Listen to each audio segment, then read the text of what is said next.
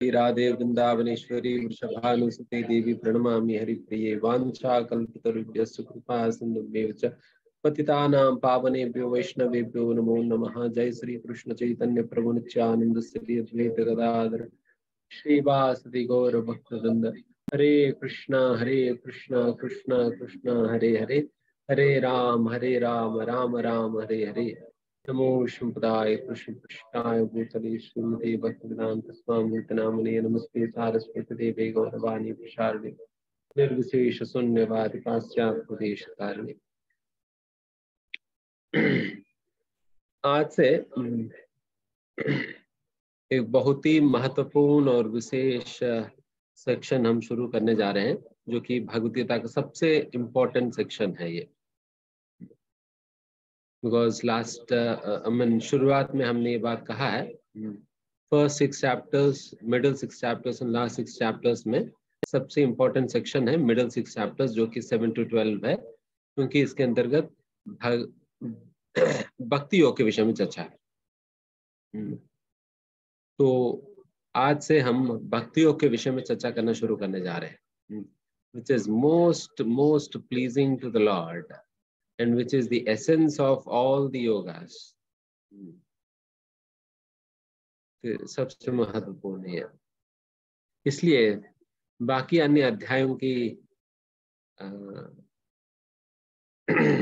तरह नहीं, बल्कि एक विशेष रूप से भगवान इस अध्याय की शुरुआत अर्जुन का प्रश्न के बिना ही शुरू कर रहे हैं। That means he is self-inspired to speak on this topic. किसी ने उनसे पूछा नहीं कि आप इस विषय में बोलो करके, बट भगवान खुद ही अपने से ही कहने जा रहे हैं। तो आप सोच के सच एन इम्पोर्टेंट थिंग, क्योंकि भगवान की प्रेरणा कहाँ से मिली कि पिछले अध्याय में लास्ट श्लोका में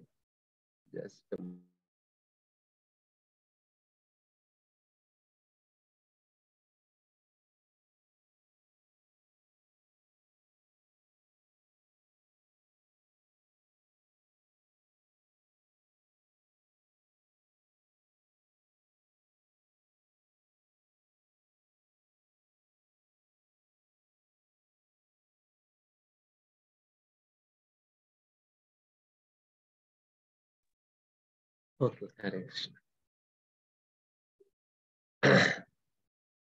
पिछले अध्याय में लास्ट श्लोका में भगवान ने अभी तक जो कुछ भी उन्होंने कहा है उसके समराइज करते हुए भगवान ने एक बहुत विशेष श्लोक भगवान ने कहा है, हालांकि वो हम बताए नहीं लास्ट टाइम। योगी नाम अपि सर्वेषां मद्गतेनान्तरात्मनः। इस श्लोक में भगवान बता रहे योगी नाम अपि सर्वेषां, सर्वेषां मतलब सारे प्रकार की योगियों में सर्वश्रेष्ठ योगी कौन है? One is the topmost amongst all different kinds of yogis. सारे योगियों में सबसे श्रेष्ठ व्यक्ति कौन है बता रहे भगवान अपना बता रहे, अपना ओपिनियन बता रहे। श्रद्धावान भजते यो माम समे युक्तो तमा मतः। मतः मतलब ये मेरी मत है, मेरी ओपिनियन है। क्या भगवान की ओपिनियन है? योगी नाम कौन से टॉप है? श्रद्धावान भजते यो माम, जो श्रद्धा के साथ भगवान की भजन करता है वही सबसे उत्तम श्रेणी की योगी है, वही सबसे उत्तम श्रेणी की योगी है करके भगवान बता रहे। एंड भजन कौन करने वाला है? भक्त है। बिकॉज भज शब्द का अर्थ है, जैसे हम भजन कहते हैं ना, भजन के अंतर्गत भज शब्द का अर्थ है सेवा। संस्कृत रूट वर्ड है, सेवा है। तो ये सेवा की भावना ये भक्ति के अंतर्गत की भावना है। इसलिए यहाँ पर भक्ति को ही जो व्यक्ति भक्ति का अभ्यास करे वही सर्वश्रेष्ठ योगी के रूप में यहाँ पर जाना जा रहे हैं। आप देखिए वैसा ब्रह्म संहिता के अंतर्गत कहा जाता है योग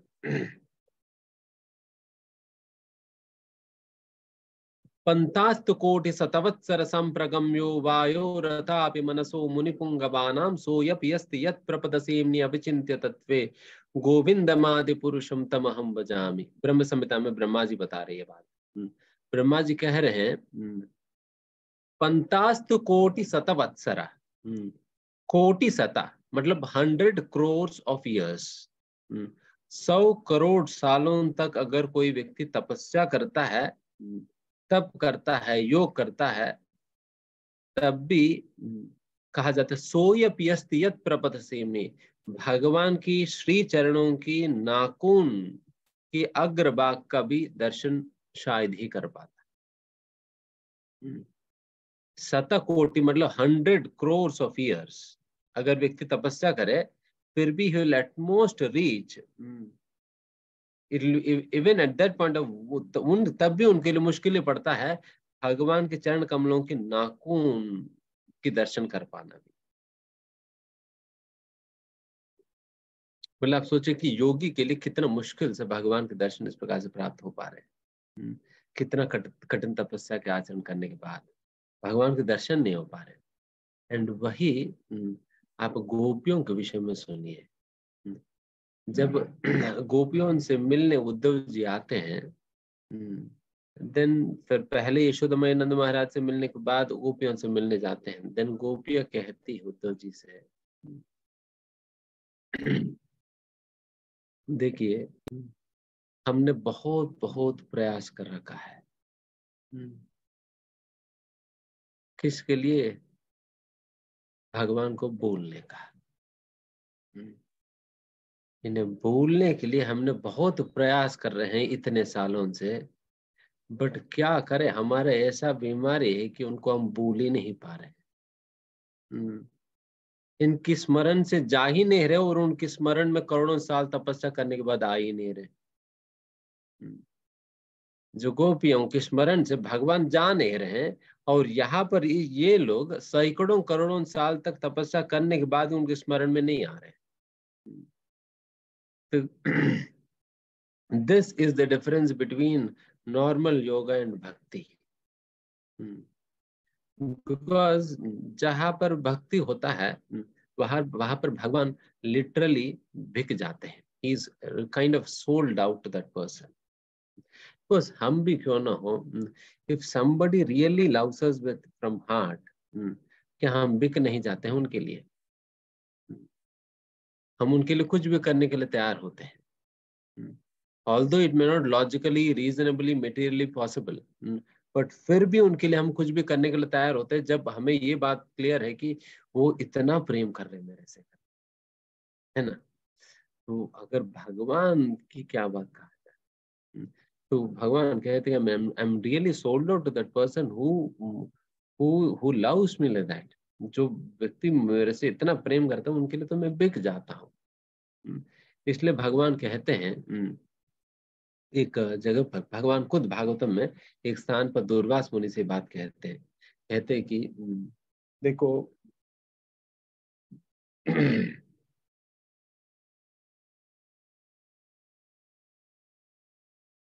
साधूनाम हृदय मह्यम, यहाँ पर कह रहे मेरे हृदय में कौन है, अगर आप खोल कर देखे तो कौन दिखेंगे?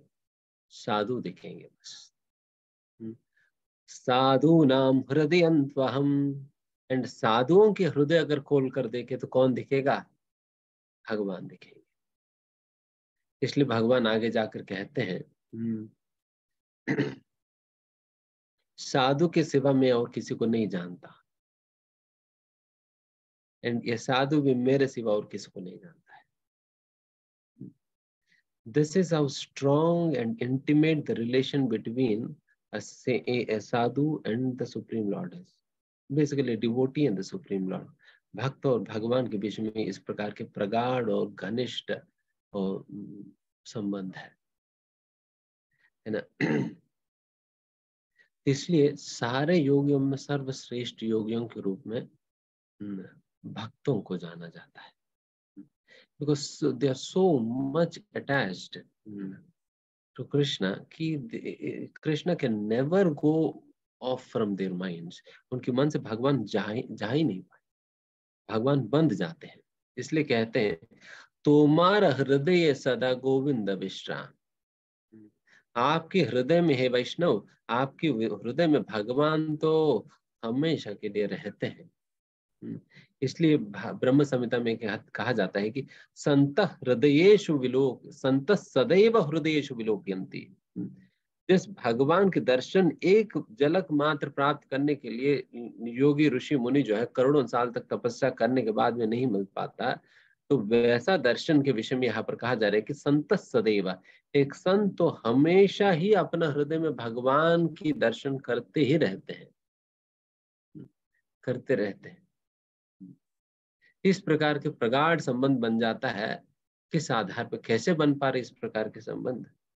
सेवा से, सेवा से बनता है।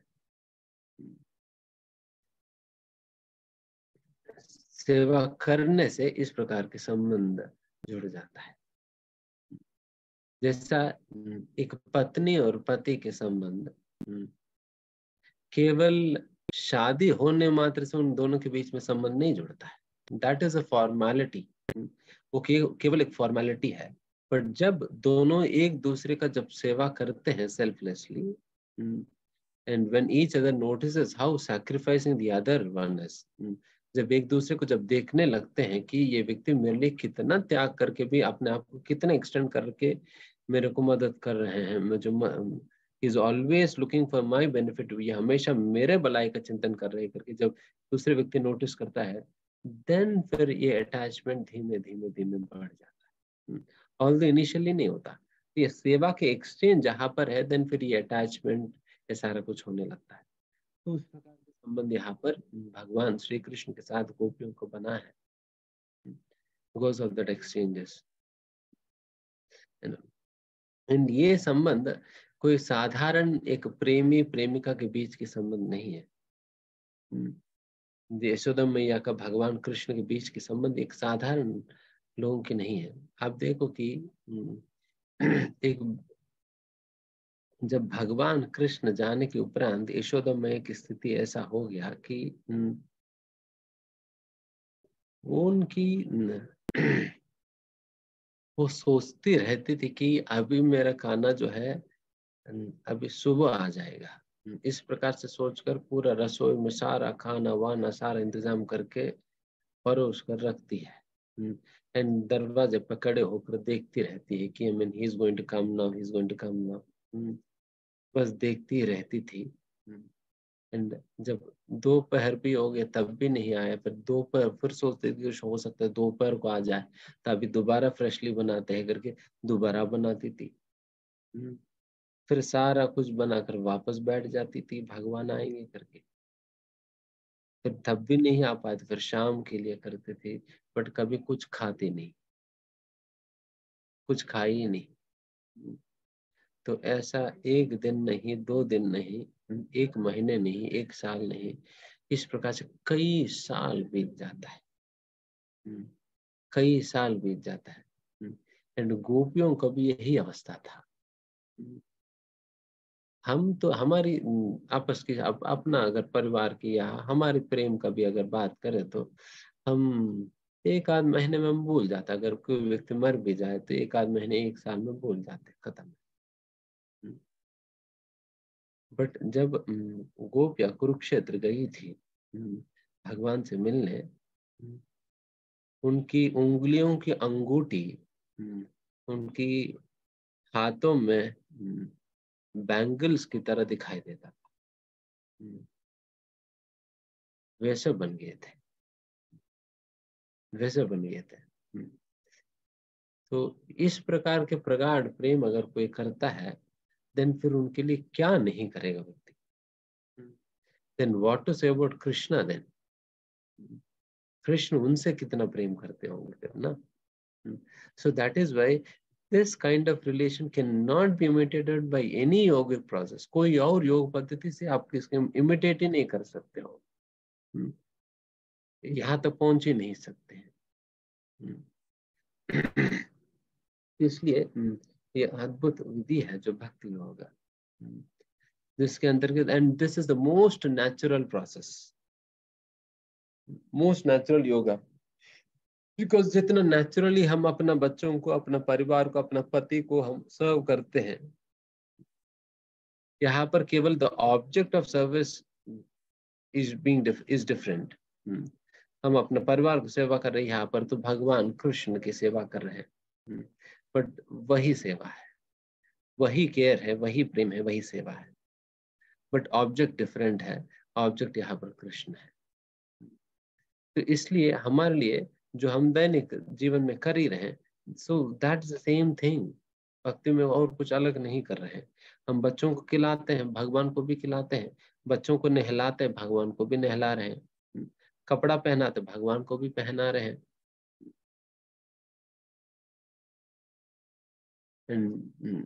साथ ही साथ भगवान के नाम जब संकीर्तन इत्यादि, हम बच्चों के साथ खेलते हैं। हम खेलने की जगह पर हम यहाँ पर संकीर्तन करते हैं, भगवान की नाम जप करते हैं। In this way we are spending time with Krishna. Krishna के साथ हम इस प्रकार से समय बिता रहे हैं। So this is what is bhakti about. And आज खास करके कलयुग के अंतर्गत the topmost form of devotional services, भक्ति के अंतर्गत भी विभिन्न अंग है। सारे अंगों में सबसे उत्तम श्रेणी की अंग है, वो है तार मध्य सर्वश्रेष्ठ नाम संकीर्तन। तार मध्य सर्वश्रेष्ठ, इन सारा विधियों में सर्वश्रेष्ठ विधि कौन सा है? नाम संकीर्तन। To simply keep on reciting the names of the Supreme Lord Krishna. ये सबसे उत्तम प्रकार की भक्ति है। जैसा हमने पिछली बार कहा था, हर एक युग के लिए भगवान एक अलग अलग योग पद्धति रिकमेंड करते हैं। उस प्रकार से कृते अध्याय तो विष्णु, कृत युग में भगवान के ऊपर ध्यान लगाना या ध्यान योग विधि था। एंड त्रेतायाम यजतोमके, त्रेता युग के अंतर्गत भगवान को उद्देश्य करते हुए यज्ञ करना, आहुतियां चढ़ाते हुए यज्ञ करना विधि था। इसलिए रामचंद्र भगवान भी, दशरथ महाराज भी अनेक प्रकार के यज्ञ किया करते थे त्रेता युग में। एंड द्वापर युग में, द्वापर परिचर्या, द्वापर युग के अंतर्गत मंदिरों की स्थापना करना, विग्रहों की स्थापना कर, प्राण प्रतिष्ठा करके विग्रहों की सेवा करना द्वापर युग के अंतर्गत विधि था। तो कलयुग के अंतर्गत क्या विधि है? कलोत हरि कीर्तनाद। कलयुग के अंतर्गत एक ही विधि है, भगवान श्री हरि का, भगवान श्री कृष्ण की कीर्तन करना। क्योंकि ध्यान लगाने के लिए उतना कंट्रोल नहीं है हमारा मन। यज्ञ करने के लिए वैसा ब्राह्मण तो कहीं नहीं है, उस प्रकार की उत्तम श्रेणी की यज्ञ करवाने वाले। एंड अगर भगवान की परिचर्या, भगवान की विग्रह पूजा करनी है, उतने सारे नीति नियम पालन करने का सामर्थ्य भी नहीं है। इतने सारे नीति नियम होता है कि फिर लोग पालन नहीं कर पाते। अगर ठंडी में स्नान करने के लिए कहा जाए, लोग डर जाते, प्रभु जी ठंडा पानी है, क्या ना है। लोग कई दिन तक बिना नहाए सेंट वेंट डिओड्रेंट मारकर चले जाते हैं, नहाए बिना। कॉलेज हॉस्टल्स में तो लोग रिकॉर्ड बनाते हैं। ठंडी के मौसम में मैंने 20 दिन तक मैंने नहाया नहीं। कोई कहेगा अरे मैंने 30 दिन, अरे तुम दोनों को नीचा करते हुए मैंने 45 दिन से मैंने नहाया नहीं, क्योंकि डिओड्रेंट लगाकर काम चला देते हैं। तो फिर इसलिए ये शास्त्र में बताया, स्नान ये वही तपस्या। स्नान करना ही आज के लोगों के लिए बहुत बड़ा तपस्या हो जाता है। तो फिर बाकी की बात क्या ही कहना। तो फिर ये लोग क्या विग्रह पूजा करेंगे ना। कौन सी विग्रह पूजा? विग्रह पूजा करने में तो इतने सारे नीति नियम है। जिन कपड़ों में बैठकर हम प्रसाद लेते हैं, उन कपड़ों से आप जा ही नहीं सकते मंदिर में। मंदिर में जा ही नहीं सकते हो। तो इतने सारे नीति नियम पालन करके तो लोग करेंगे ही नहीं। आजकल मंदिर आते हैं लोग शॉर्ट्स पहनकर, शॉर्ट्स पहनकर भगवान से मिलने आते हैं। आप शॉर्ट पहनकर मोड़ी जैसे मिलने जाओ, भगा देंगे वहीं से। बट जब भगवान से मिलने आते, शॉर्ट पहनकर आते। So people, I mean in this sort of a mindset, क्या है फिर विग्रह पूजा करेंगे ना। तभी भगवान ने सभी लोगों को, सभी लोगों की समस्याओं को हल करते, भगवान ठीक कोई बात नहीं, आप अपना ध्यान करो, न यज्ञ करो, न मेरी सेवा करो, केवल आप नाम संकीर्तन करो, इसी से मैं खुश हूं। केवल इतना करो, संकीर्तन करो। And this is the most easiest process. केवल क्या करना है, अब देखो कि केवल जिह्वा हिलाने से भगवान प्राप्त हो जाएंगे।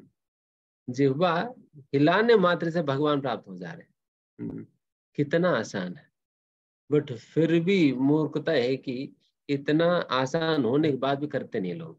इसलिए भगवान एक श्लोका में राजा कुलशेखर के वक्तुम समर्थोपि न वक्ति कश्चित, वक्तुम समर्थोपि, कहने का सामर्थ्य होने के बाद भी ये लोग कहते नहीं भगवान के नाम। कहने का सामर्थ्य भगवान ने जिह्वा दिया है, फिर भी उसकी प्रयोग जिसके लिए करना था उसके लिए किए बिना बाकी अन्य कामों के लिए कर रहे हैं। What is the use of uttering thousands and thousands and thousands of words which have no connection with Krishna, जिसकी कोई संबंध ही नहीं भगवान श्री कृष्ण के साथ, वैसे शब्दों को हम अटर करके केवल हमारा आयुर हरति वै पुंसाम, हमारा आयु ही क्षीण हो जाता है। रैदर हम अपने जिह्वा जो भगवान ने दिया है उसकी प्रयोग हम भगवान के नाम लेने को उपयोग करें। कितना आसान है, कितना आसान है। केवल हमें जिह्वा हिलाकर भगवान के नाम ही लेना है। उसमें ना कोई पैसा खर्च होने वाले हैं, ना कुछ है, ना कुछ। कोई भी काम करते हुए भी भगवान के नाम लिया जा सकता है। झाड़ू मारते मारते भगवान का नाम लो, खाना बनाते भगवान का नाम लो, चलते फिरते भगवान का नाम लो, बस के लिए वेट कर रहे भगवान का नाम लो, ऑफिस में बहुत माइंड लगाकर काम करने की जरूरत नहीं पड़ता, भगवान का नाम लेते हुए मैकेनिकल काम करो, या भगवान की कीर्तन सुनते हुए काम करो। Who is stopping you from all of this? तो इस प्रकार से भगवान के नाम लेना अति उत्तम है, अति उत्तम है। इसलिए इस खास करके कलयुग के लिए रिकमेंड किया हुआ है। इसलिए भागवत में एक अन्य जगह इस प्रकार से कहा है,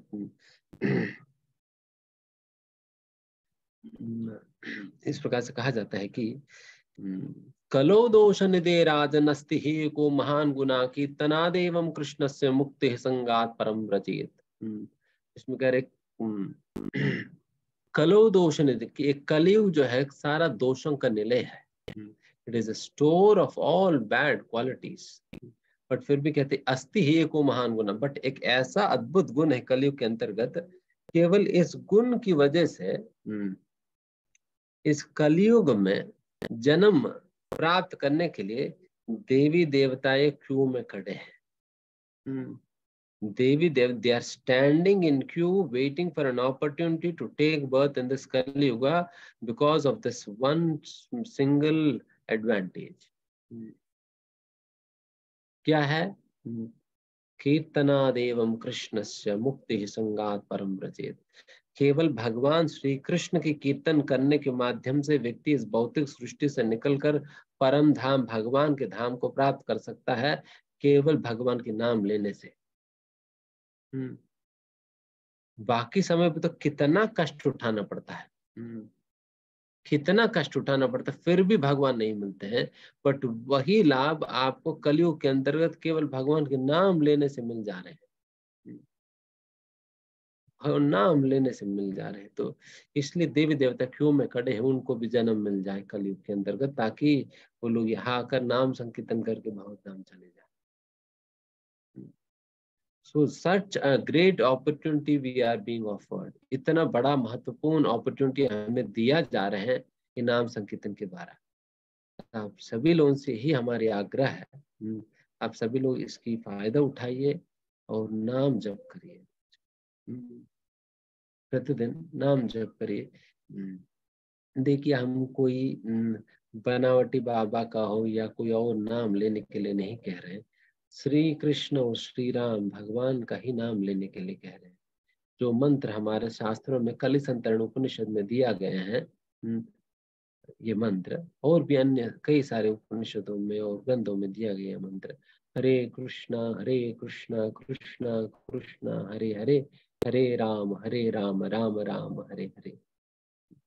तो ये मंत्र है। इस मंत्र की जाप करिए रोज प्रतिदिन। और आप 108 बार करने पे एक माला होता है। उस प्रकार से आप 2 माला करिए। 2 माला करने में 15 मिनट लगता है।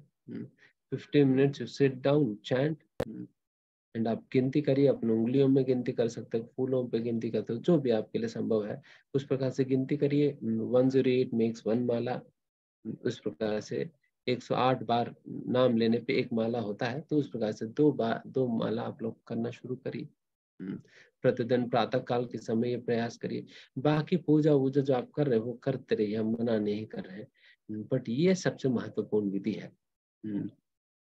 पूजा वूजा तो जो हमारे ट्रेडिशन से ठीक कोई बात नहीं, but this is the main thing which you have supposed to do, जो कि शास्त्रों के अंतर्गत रिकमेंडेड है, बारंबार कहा जा रहा है करने के लिए। So don't think it to be a very sentimental, illogical, unscientific activity, but this is the most scientific, logical, reasonable activity. The only thing is that we are ignorant of it. केवल हम अज्ञान है इन बातों को लेकर, that is the reason हमें लगता है सेंटिमेंटल है। सेंटिमेंटल नहीं है, this is transcendental, not sentimental. Transcendental है ना। तो आप लोग करिए and you can reap the benefits of it. Benefits of it जब हम कह रहे थे ना कि अपना मन को साफ करनी है करके, तभी मन नियंत्रित होगा। मन साफ कैसे करेंगे, कौन सा जादू चलेगा वहां पर? मन साफ करने का यही तरीका है। चीतोदर्पणमाज्जनम भव महादावाग्नि निर्वापनम श्रेय कैरव चंद्रिका वितरणम विद्यावधू जीवनम आनंदाम्बुदिवर्धनम प्रतिपदम पूर्णामृत स्वादनम सर्वात्म स्नापनम परम विजयते श्री कृष्ण संकीर्तनम। ये भगवान के संकीर्तन करने से ये लाभ है। चीतो दर्पण मार्जनम, अपना चित्त रूपी दर्पण, मिरर की सफाई। All the dust that we have been accumulated for years and lifetimes together is being washed away by संकीर्तन। जब भगवान के नाम लेते हैं हमारा हृदय की शुद्धिकरण होता है। जिस प्रकार से जब कोई अग्नि पकड़ता है हाथ जल जाता है या वो खुद अग्नि बन जाता है, तो उसी प्रकार से परम पवित्र भगवान के संपर्क में, जो नाम के रूप में जिस भगवान ने अवतार लिया है, उस भगवान के संपर्क में जाने पे हमारा हृदय का शुद्धिकरण होता है। क्योंकि कलयुग के अंतर्गत भगवान अपने नाम के रूप में अवतार लेते हैं, इसलिए कहते हैं नाम अवतार। कालीन कृष्ण अवतार, कलियुग में नाम के रूप में भगवान अवतार लेते। बिकॉज कलियुग में जैसा त्रेता युग में, वैसा त्रेता युग, सतयुग, द्वापर युग में असुर अलग से हुआ करते। जैसे कहा जाता है कि सतयुग में अलग अलग ग्रहों में हुआ करते थे, त्रेता युग में अलग अलग भूभाग में हुआ करते थे, जैसा लंका में रावण और यहाँ इस तरफ राम जी। और द्वापर युग में एक ही परिवार के अंदर ही असुर और देवताएं जन्म लेने लगी, जैसा कंस उसी परिवार के थे ना, एक ही परिवार में जन्म लेने लगे। बट कलयुग की विशेषता है, कलयुग में एक ही शरीर में असुर और देवता रहेंगे, एक ही शरीर में। डेमोनियक एंड डिवाइन दोनों क्वालिटीज रहेंगे एक ही शरीर में। तो इसलिए कलयुग में असुर एक ही शरीर में है। तो फिर एक ही शरीर में है तो कौन से गला काटने लग जाएंगे? फिर अगर गला काटते रहे तो फिर सभी का गला काटना पड़ेगा फिर। तो इसलिए यहाँ पर और कोई अस्त्र से काम नहीं चलेगी। तो इसलिए भगवान ने एक नया स्कीम निकाला। नया स्कीम मतलब अच्छा स्कीम निकाले, नया तो नहीं। क्या स्कीम है? अभी इस बार आपके हृदय में ही प्रवेश करके असुर को मारते हैं। करके फिर हृदय में प्रवेश कैसे करेंगे? प्रविष्ट कर्णरंध्रेण, अंदर प्रवेश करेंगे कर्णरंध्रेण, कानों की छेद से भगवान प्रवेश करते हैं। कैसे? भगवान के नाम के रूप में कानों की चेत से भगवान हृदय में प्रवेश करके हृदय में जो असुर है, काम क्रोध लोभ मोह मद मात्सर्य रूपी असुरों को मारते हैं। तो इस प्रकार से आप सभी लोग भगवान के नाम जप करिए। ये कोई मुश्किल बात नहीं है। हम ये थोड़ी कह रहे हैं कि आप सभी लोग कल से जितना माला करेंगे उतने लाख रुपए हमारे अकाउंट में डालते रहना, ऐसा तो नहीं कहा। 2 माला पे 2-2 लाख आप लोग करो ना, क्या दिक्कत है। ठीक है निवेश।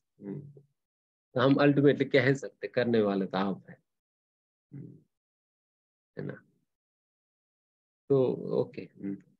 तो इस अध्याय में 7वां अध्याय में यही विशेषता है कि भगवान कहते हैं, मैं आसक्त मन पाता योग न्यूंजन मदाश्रय असंशयम समग्रम माम यथा ज्ञाससि तत्र शृणु। इसमें कहते हैं अर्जुन, ये भक्ति योग के विषय में अर्जुन ने कुछ प्रश्न नहीं पूछा। दिस इज वेरी फर्स्ट लोग भगवान कह रहे हैं कि आप भक्ति कैसे की जाती है।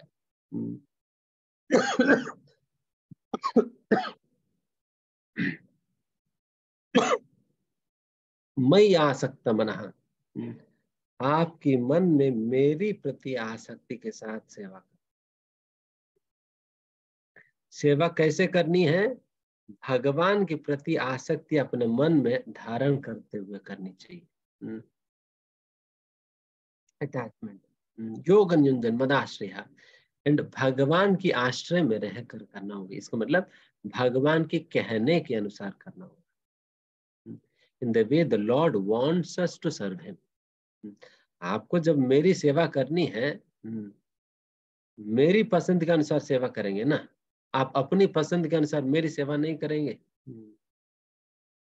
अपनी पसंद के अनुसार मेरी सेवा, आप मान लो कि आपको करेला जूस अच्छा लगता है, जब मैं घर आया हूँ देन फिर आप करेला जूस ही पिलाने लगे, तो मुझे तो, मैं पीऊंगा ही नहीं। तो आपको अच्छा लगता है, बट मुझे क्यों पिला रहे हैं? मुझे वो पिलाओ जो मुझे अच्छा लगेगा। तो इसलिए कह रहा मदाश, मेरी मेरी इच्छा के अनुसार मेरी सेवा। असंशयम समग्र माम यथा ज्ञास सत्सर। आप इस प्रकार से करने से क्या क्या होने वाली है? समग्र माम, you will understand me completely Arjun. आप मुझे पूर्ण रूप से आप समझ पाओगे। इसलिए अर्जुन, मैं अभी जो बताने जा रहा हूं आप ध्यान से सुनो। अभी तक 6 अध्यायों में कहीं पर भी भगवान ने ये बात नहीं कहा ना, ध्यान से सुनो करके। जैसा कभी कोई वक्ता जब कुछ भी बोलता है, जब कुछ महत्वपूर्ण बात कहने जाता है, तो क्या कहता है? ध्यान से सुनो, pay attention, I am going to speak something very important. तो वैसे भगवान भी कह रहे तत् सुनो, सुनो अर्जुन, ध्यान से सुनो। तो आप लोग भी ध्यान से सुनो। ज्ञानम ते हम सब ज्ञानम इदम वक्ष्यामि शेषते ज्ञातना यह भूयोन्यास ज्ञातव्यम अवशिष्यते। अल्टीमेट स्टेटमेंट भगवान कहते हैं कि अर्जुन, मैं आपको अभी ऐसा ज्ञान बताने जा रहा हूं जिस ज्ञान को और विज्ञान को जानने मात्र से इदम वक्ष्यामि शेषता, एंड मैं कंप्लीटली मैं एक्सप्लेन करने वाला हूं आपको।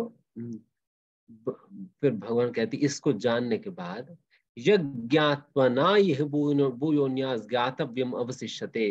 ये ज्ञान को जानने के बाद there will be nothing left in this world for you to know Arjun.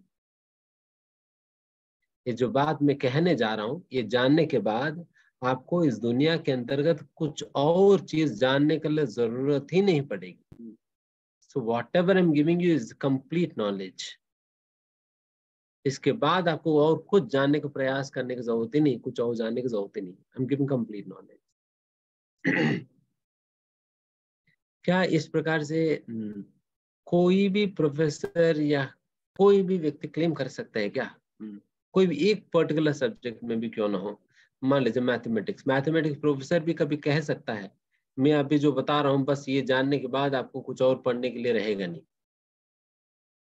Post doctorate में भी कह नहीं सकेगा, पोस्ट डॉक्टरेट में भी कह नहीं सकेगा। Always there is something else to be learned. हमेशा कुछ ना कुछ रह ही जाता है सीखने की। बट भगवान कह रहे हैं अशेषतः, कुछ बचेगा ही नहीं तुम्हारे लिए जानने, कुछ बचेगा ही नहीं। जो कुछ भी जानना है वो आपने जान लिया। देन फिर इसका मतलब ये नहीं है कि भक्तों को सारे चीजें पता है। फिर कई बार लोग पूछते हैं प्रभु जी अगर आप ऐसी बात है देन इसका मतलब भक्त सब कुछ जानते हैं। सब कुछ जानते हैं का मतलब ये है कि फिर लोग पूछते प्रभु जी ये बताओ कि फिर मेरे मन में क्या चल रहा है, तुम्हें क्या बताऊं मैं। अगर कोई कह दे कि प्रभु जी मैंने मुट्ठी बंद किया, मुट्ठी में क्या है बताओ, ठीक कोई बात नहीं, आप theory ऑफ रिलेटिविटी बताओ, या स्क्रॉडिंजर वेव इक्वेशन बता दीजिए।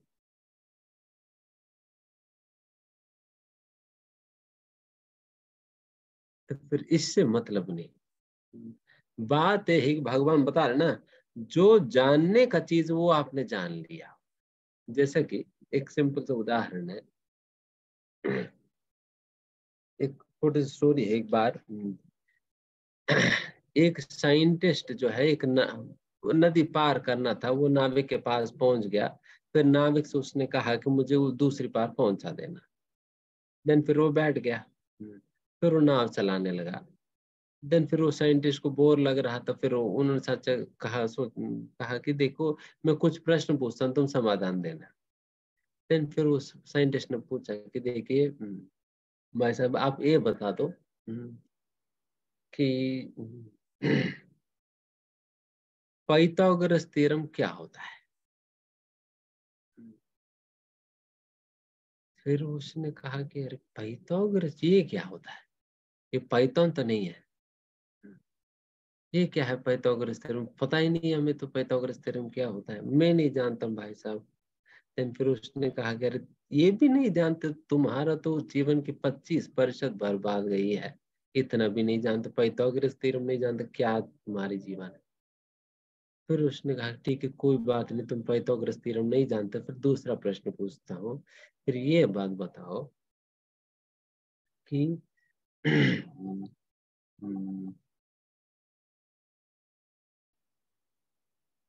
न्यूटन्स लॉस ऑफ मोशन बताओ।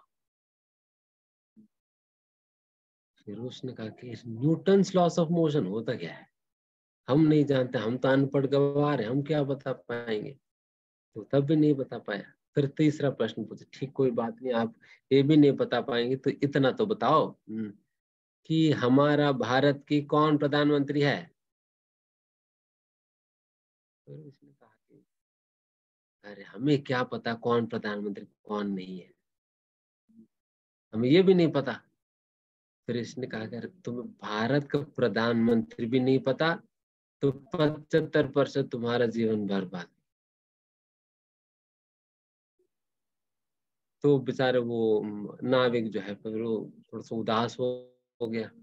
तो जीवन बर्बाद ही है, फिर 75% बर्बाद हो गया, अभी बाकी 25% बाकी है। तो फिर वो बहुत दुखी हो गया। देन फिर उतने में क्या हुआ, फिर थोड़ा सा नाव आगे बढ़ा। फिर उतने में थोड़ा सा तेजी से बारिश होने लगी, आंधी तूफान आने लगा। तो फिर वो साइंटिस्ट डर जा रहा था। फिर नाविक ने कहा कि भाई साहब आप इतने सारे प्रश्न पूछा है, मैं बस एक ही प्रश्न पूछता हूँ, वो समाधान दे। फिर उसने पूछा कि देखो तुम्हें तो पाइथागोरस थ्योरम भी आता है, न्यूटन्स लॉस ऑफ मोशन भी आता है, भारत के प्रधानमंत्री कौन है ये भी जानते हो, बस मैं एक प्रश्न पूछता हूँ उसका समाधान दे देना। क्या तुम तैरना जानते हो। फिर उसने कहा कि अरे मुझे तो मैंने कभी सीखा नहीं, मुझे नहीं आता तैरना। देन फिर नाविक ने तुम्हारा तो 100% जीवन बर्बाद है, मरो करके वो चले गए।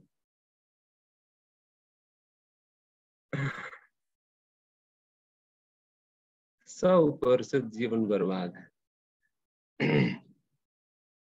तो इस प्रकार से the scientist has the knowledge of many things of the world, but he doesn't have that knowledge which is going to come to his actual use.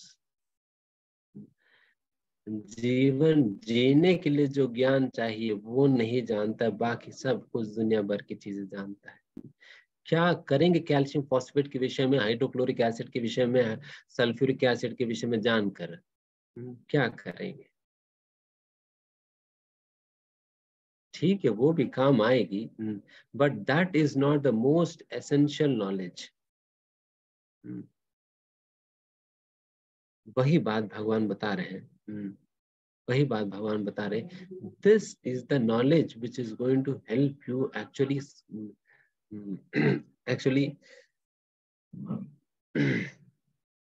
Live your life to the fullest. आप अपना जीवन को पूर्ण रूप से उपयोग करने की सामर्थ्य, क्षमता और अंडरस्टैंडिंग इस ज्ञान के द्वारा मिलता है। इसलिए ये ज्ञान सबसे महत्वपूर्ण है। बाकी चीजें जाने या ना जाने बहुत ज्यादा कोई फर्क नहीं पड़ने। जो जानने वाला व्यक्ति भी जी ही रहा है, जो नहीं भी जानते वो भी जी रहा है ना, he is also living, but the thing is that जो लोग ये जो ज्ञान गीता में जो भगवान बता रहे वो ज्ञान नहीं जानने से they are simply like living dead है, because they are unable to take the advantage of their life। अपना जीवन की जो फायदा की लाभ नहीं उठा पा रहे, they are simply wasting out their lives। तो इसलिए ज्ञान जानना सबसे जरूरी है। देन फिर भगवान कहते हैं मनुष्यानाम सहस्रेषु कश्चिद् यतति सिद्धये यतताम अपि सिद्धानाम कश्चिन् न व्यथितः। बट अर्जुन क्या कहूं कि ये पद पे चलना सभी के लिए संभव नहीं होगा। फिर भगवान कहते मनुष्यानाम सहस्रेषु, हजारों हजारों लोगों में से कोई विरला एक व्यक्ति के अंदर आध्यात्मिक पद पर आगे बढ़ने का एक इच्छा आता है। कश्चित मतलब बहुत गिने चुने लोगों को ही मिलता है ये इच्छा।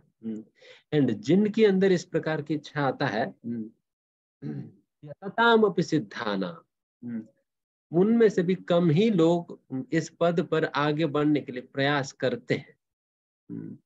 एंड प्रयास करने के बाद आज हम देख ही रहे कितने सारे अलग अलग प्रकार के मार्ग पकड़ पकड़ कर भ्रष्ट हो जा रहे हैं।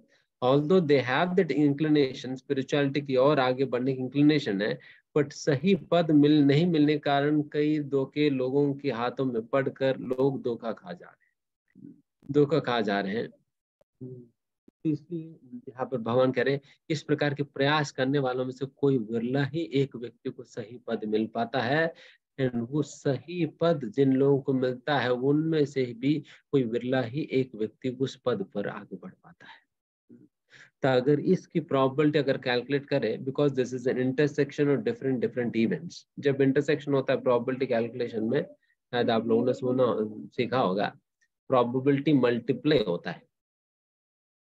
प्रोबेबिलिटी अगर मल्टीप्लाई होगी देन आप सोच लेना कितना कम प्रोबेबिलिटी हो जाता है, कितना कम प्रोबेबिलिटी हो जाता है इस प्रकार के अवसर मिलना और उस अवसर के फायदा उठाना।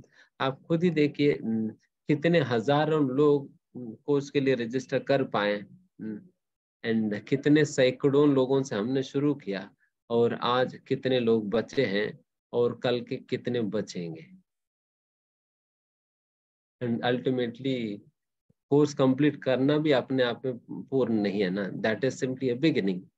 फिर उसके बाद how many people are going to embark on this process, on this path, इस पथ पर कितने लोग चलने वाले हैं। बिकॉज डेफिनेटली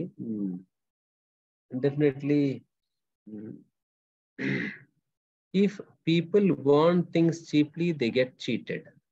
अगर बहुत सस्ते में आप चीजें प्राप्त करना चाहे then फिर आप धोखा ही खाएंगे। अगर हम कह दे कि 100 रुपए में 5 साड़ी बिक रहे हैं, 100 रुपए में 5 साड़ी लॉजिक्स मॉल में, जाएंगे?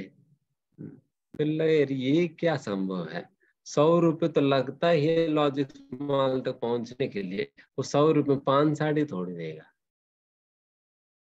समझ लेना है कि 100 रुपए में 5 साड़ी दे रहे तो फिर क्या साड़ी देंगे। तो इसलिए अगर चीपली पाने का प्रयास करे तो देन फिर धोखा खा जाएंगे। तो don't take spirituality cheaply. Definitely मेहनत करना ही होता है, एफर्ट डालना होता है, एफर्ट डालना होता है। बिकॉज बाहर कई लोग बहुत चीपली एडवर्टाइज करते हैं, कुछ भी किए बिना ही गुरु मिल जाते हैं, दीक्षा मिल जाती है, और या कोई बात नहीं, आप मुझे $100 देते रहे ना, तो हम मुक्ति दिला देंगे। $100 ही खाता रहेगा, मुक्ति वो लेगा, आप तो ये रहेंगे। तो this is not it happen, this is not, मतलब इस प्रकार से तो नहीं होगा, इस प्रकार से नहीं होगा। गीता के शिक्षाओं का पालन करना पड़ेगा, उतारना पड़ेगा जीवन में, इसे उतारना पड़ेगा, उस पद पर चलना ही होगा, नहीं तो नहीं होगा, है ना। इसलिए भगवान कह रहे हजारों में से, करोड़ों करोड़ों लोगों में से, इसलिए कहते हैं कि सुदुर्लभ प्रशांत आत्मा कोटिष्वपि महामुनि, करोड़ों करोड़ों महामुनियों में से एक भक्त विरला ही प्राप्त होता। महामुनियों, साधारण मनुष्यों में नहीं, करोड़ों साधारण मुनि भी नहीं, महामुनियों में से एक भक्त मिल पाना बहुत दुर्लभ है। सुदुर्लभ, बहुत दुर्लभ है मिल पाना, बिकॉज सभी लोग नहीं करते, सभी लोग नहीं करते हैं। But definitely you must be someone amongst those millions and millions जो कि अभी कम से कम आप इस प्रकार समय देकर सुन तो रहे हैं। हमारी आशा और प्रार्थना यही है कि आप सभी लोग इन चीजों को सुनकर पालन भी करने लगेंगे आगे से, एंड आप जुड़े रहेंगे। टीवी चैनल के साथ लोग जुड़े रहते, जुड़े रहिए हमारे साथ साथ, तो उसमें तो आप जुड़े रहेंगे, बट अब मेन तो गीता से जुड़े रहिए। This is the most valuable. तभी भगवान ज्ञान बताना शुरू करते हैं। भगवान कहते हैं भूमि मेरा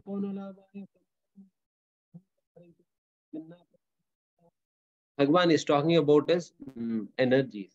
भगवान की बेसिकली दो प्रकार की, वैसा तो प्राइमरली दो प्रकार की शक्तियां हैं, या तीन प्रकार भी कह सकते हैं, परा, अपरा और तटस्था। पराशक्ति, that is superior spiritual energy. पराशक्ति मतलब सुपीरियर एनर्जी या स्पिरिचुअल एनर्जी कह सकते हैं। अपराशक्ति मतलब इंफीरियर या मेटीरियल एनर्जी कह सकते हैं। और तटस्थ शक्ति मतलब जीव है। ये एक्चुअली पराशक्ति का ही भाग है, बट माइन्यूट इन नेचर होने के कारण ये कभी तटस्थ शक्ति के साथ रहता है, कभी पराशक्ति के साथ रहेगा, कभी अपराशक्ति के साथ रहेगा। जैसा सी शोर होता है ना, सी शोर, बीच कहते हैं हम, बीच, ये is it a part of the land और is it a part of the water? Sea की बाग है या लैंड की बाग है? कभी सी का बाग बन जाता है, कभी लैंड की बाग बन जाता है ना, वो बीच का है।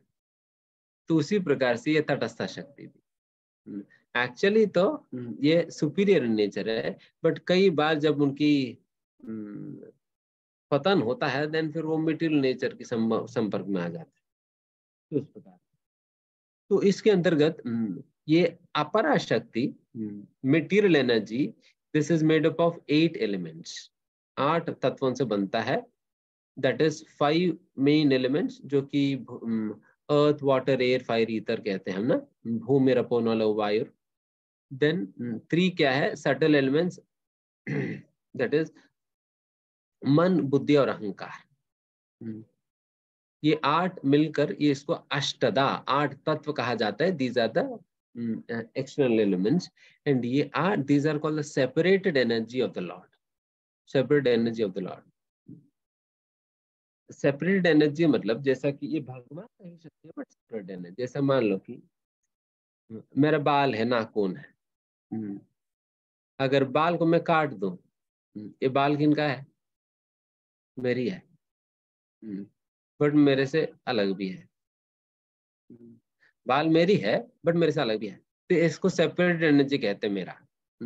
मेरा सेपरेट एनर्जी है ये बाल और नाखून, उसी प्रकार से ये भी, ये 8 तत्व है ना।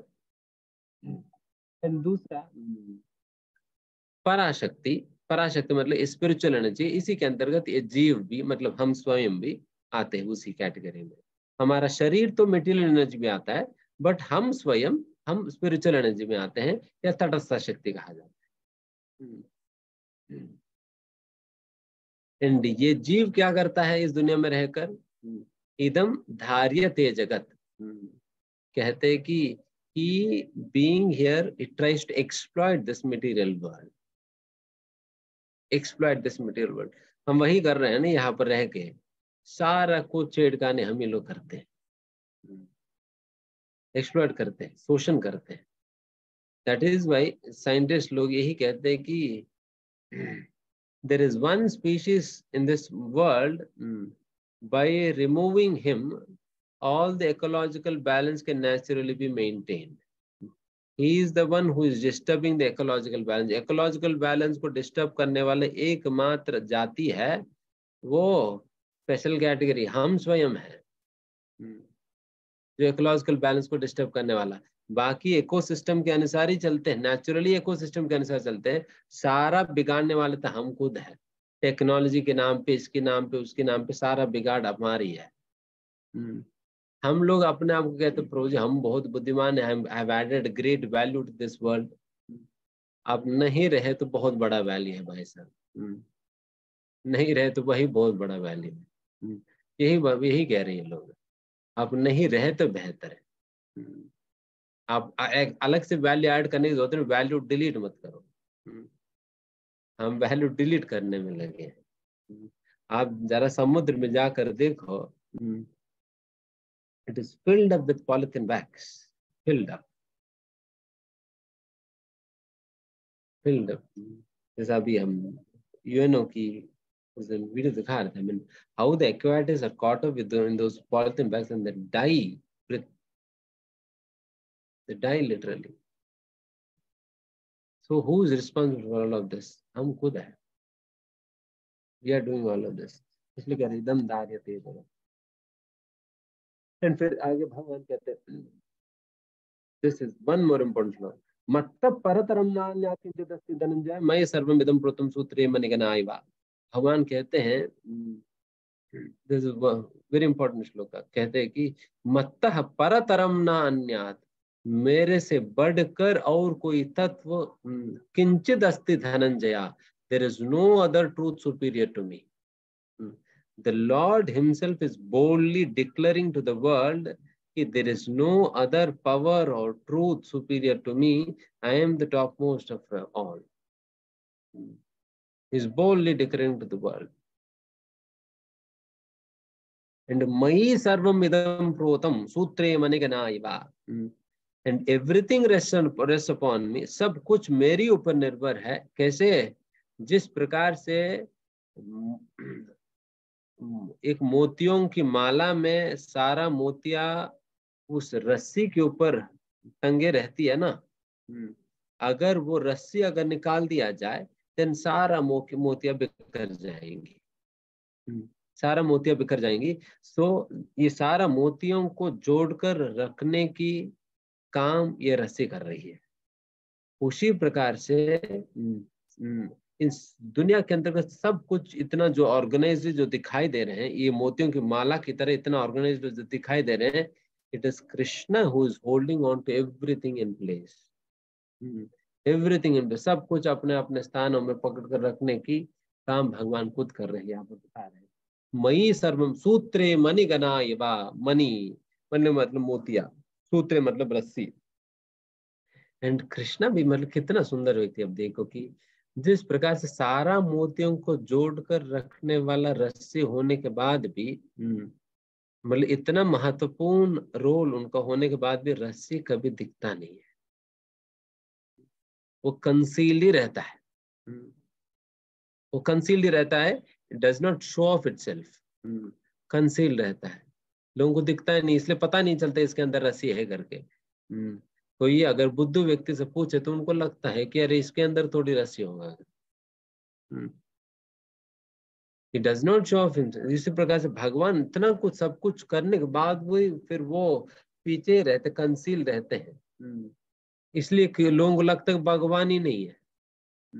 जैसा मूर्ख व्यक्ति को लगता है कि इन मोतियों की माला के बीच में रस्सी नहीं है, तो उसी प्रकार से बुद्धू लोगों को, नास्तिक लोगों को लगता है कि भगवान ही नहीं है करके। कैसे मोतियां अपने आप एक सीक्वेंस में लटक जाएंगे ना, उसी प्रकार से सृष्टि के अंतर्गत सारा चीज, इतना जो ऑर्गेनाइजेशन है वो सारा कुछ अपने आप कैसे हो सकता है। अब देखिए, एक माइक्रो लेवल से लेकर मैक्रो लेवल तक कितना ऑर्गेनाइजेशन है। एक आफ्टर ऑल एक एटम ले लीजिए, एटम के अंतर्गत न्यूक्लियस, प्रोटॉन्स, इलेक्ट्रॉन्स, ये सारा कुछ कितना ऑर्गेनाइजली चलता है ना। अगर एक इलेक्ट्रॉन का भी आप इधर से उधर कर देना, पूरा का पूरा एटॉमिक स्ट्रक्चर चेंज हो जाता है, वो एलिमेंट का स्वभाव ही चेंज हो जाता है केवल एक इलेक्ट्रॉन के इधर उधर कर देने पे। आप देखिए कार्बन ग्राफाइट में कौन सी बहुत बड़ा डिफरेंस ग्राफाइट और डायमंड में।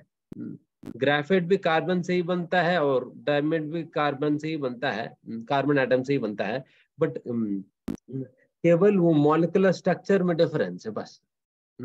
उस एटम्स को अलग प्रकार से ऑर्गेनाइज कर देने, मतलब कार्बन बन गया जिसको कोई मूल्य नहीं है, एंड वही थोड़ा उल्टा से कर देने मात्र से होता डायमंड बन गया, करोड़ों रुपए की कीमती है उसकी, करोड़ों रुपए की कीमती है। तो इतना परफेक्ट अरेंजमेंट, इतना मैक्रो लेवल पर केवल कुछ एटम्स इधर उधर कर देने मात्र, बाप, इतना प्रिसिशन। अभी कहा जाता है कि हमारा पृथ्वी भी अगर 1 इंच भी सूर्य की ओर इसकी अगर पोजीशन हो जाते, 1 इंच सूर्य की ओर चले जाते हैं, the entire earth will be burned, it will not be living conditions नहीं होगा। उसी प्रकार से अगर 1 इंच भी पीछे चले जाए तब भी लिविंग कंडीशंस नहीं होगी। इतना परफेक्ट प्लेसमेंट किसने कर रखा, किसने रखा। We talk about the laws of gravity, laws of Newton's laws of motion, ये वो करके हम पढ़ते तो है। You have discovered the law, Newton ने केवल डिस्कवर किया एप्पल नीचे गिरता हुआ, फिर उनको लगा कि अरे एप्पल नीचे गिरा तो ग्रेविटेशनल फोर्स है। ठीक है, आपने डिस्कवर किया ग्रेविटेशनल फोर्स को, but who is the person who has introduced this gravitation in that gravitational force in that earth. उस पृथ्वी में उस भू आकर्षण शक्ति को रखा किसने।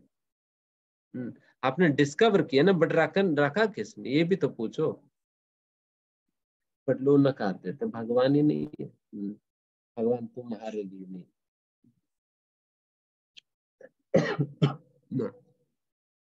फिर भगवान कहते हैं how he is pervading this entire universe, किस प्रकार से इज ऑल परवेसिव। फिर आगे बताते हैं कि रसो हम अपसुकौन्तेय, भगवान कहते हैं कि हाउ, मतलब इस सेक्शन को पढ़कर 8 to 11 श्लोक का पढ़कर आपको ये बात पता चलेगी how we can see Krishna in every walk of life. जीवन की हर कदम कदम पे भगवान को कैसे देख सकेंगे, इसमें वर्णन आता है।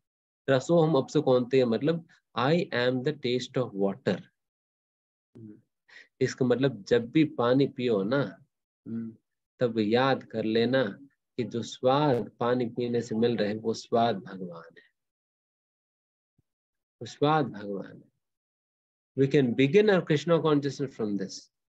इस प्रकार से हर एक बात हमें भगवान की स्मरण दिलाती। इसलिए जब कहा जाता है संत सदैव हृदयेषु विलोकयन्ति, एक संत हमेशा भगवान को देखते हैं करके, this is not an impractical thing, this is a natural sequence. Because फिर वो कभी भी पानी पीता है, उनको भगवान स्मरण आता है। देखिए जिस प्रकार से अगर मानो कि जैसा आपके बेटा को आपने हॉस्टल में डाल दिया, और आज ही वो हॉस्टल चले गया, हॉस्टल जाने के बाद आप घर में कुछ भी देखो वही याद आता है ना। अरे ये तो इस खिलौने, कल तो इस खिलौने के साथ खेल रहा था इस समय, अभी चले गए हॉस्टल। फिर किचन में जाकर देखें तो अच्छा, ये तो इस डब्बे में जो स्वीट्स ये खाता था, स्वीट देखने पे फिर तुरंत बेटा याद आएगा। टीवी देखने पर ये तो अभी भी कार्टून चैनल पे लगा हुआ है, उनको कितना अच्छा लगता है कार्टून। तो टीवी देख कर भी वही बेटा याद आ रहे, स्वीट देख कर भी बेटा याद आ रहा है, खिलौना देख कर भी बेटा याद आ रहा है, हर चीज देखने पे उनको बेटा ही याद आ रहे हैं, because she is missing a lot. तो ये तो नेचुरल है ना, इसके लिए कुछ और काम तो नहीं किया इसने, मदर ने ना। This is natural thing. उसी प्रकार से एक साधु को भी भगवान के स्मरण इतना नेचुरली होता है, because he sees the Lord in every walk of life, है ना। तो इस प्रकार से बहुत कुछ है, इसलिए कहते हैं बुद्धिर बुद्धिमताम अस्मि, आई am the intelligence of the intelligent.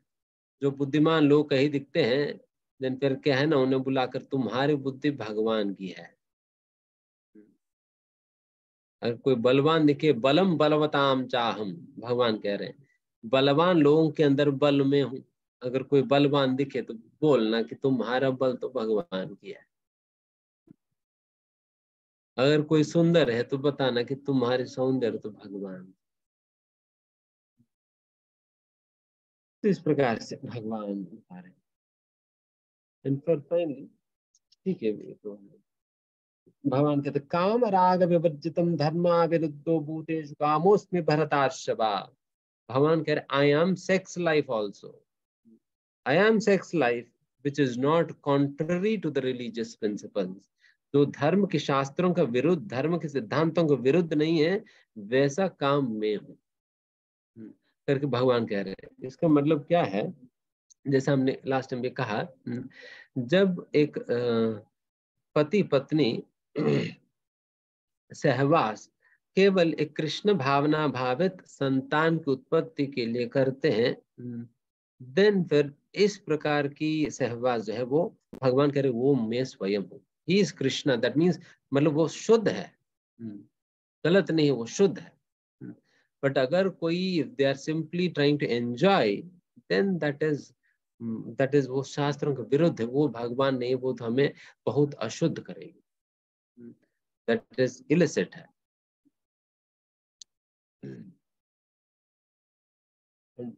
फिर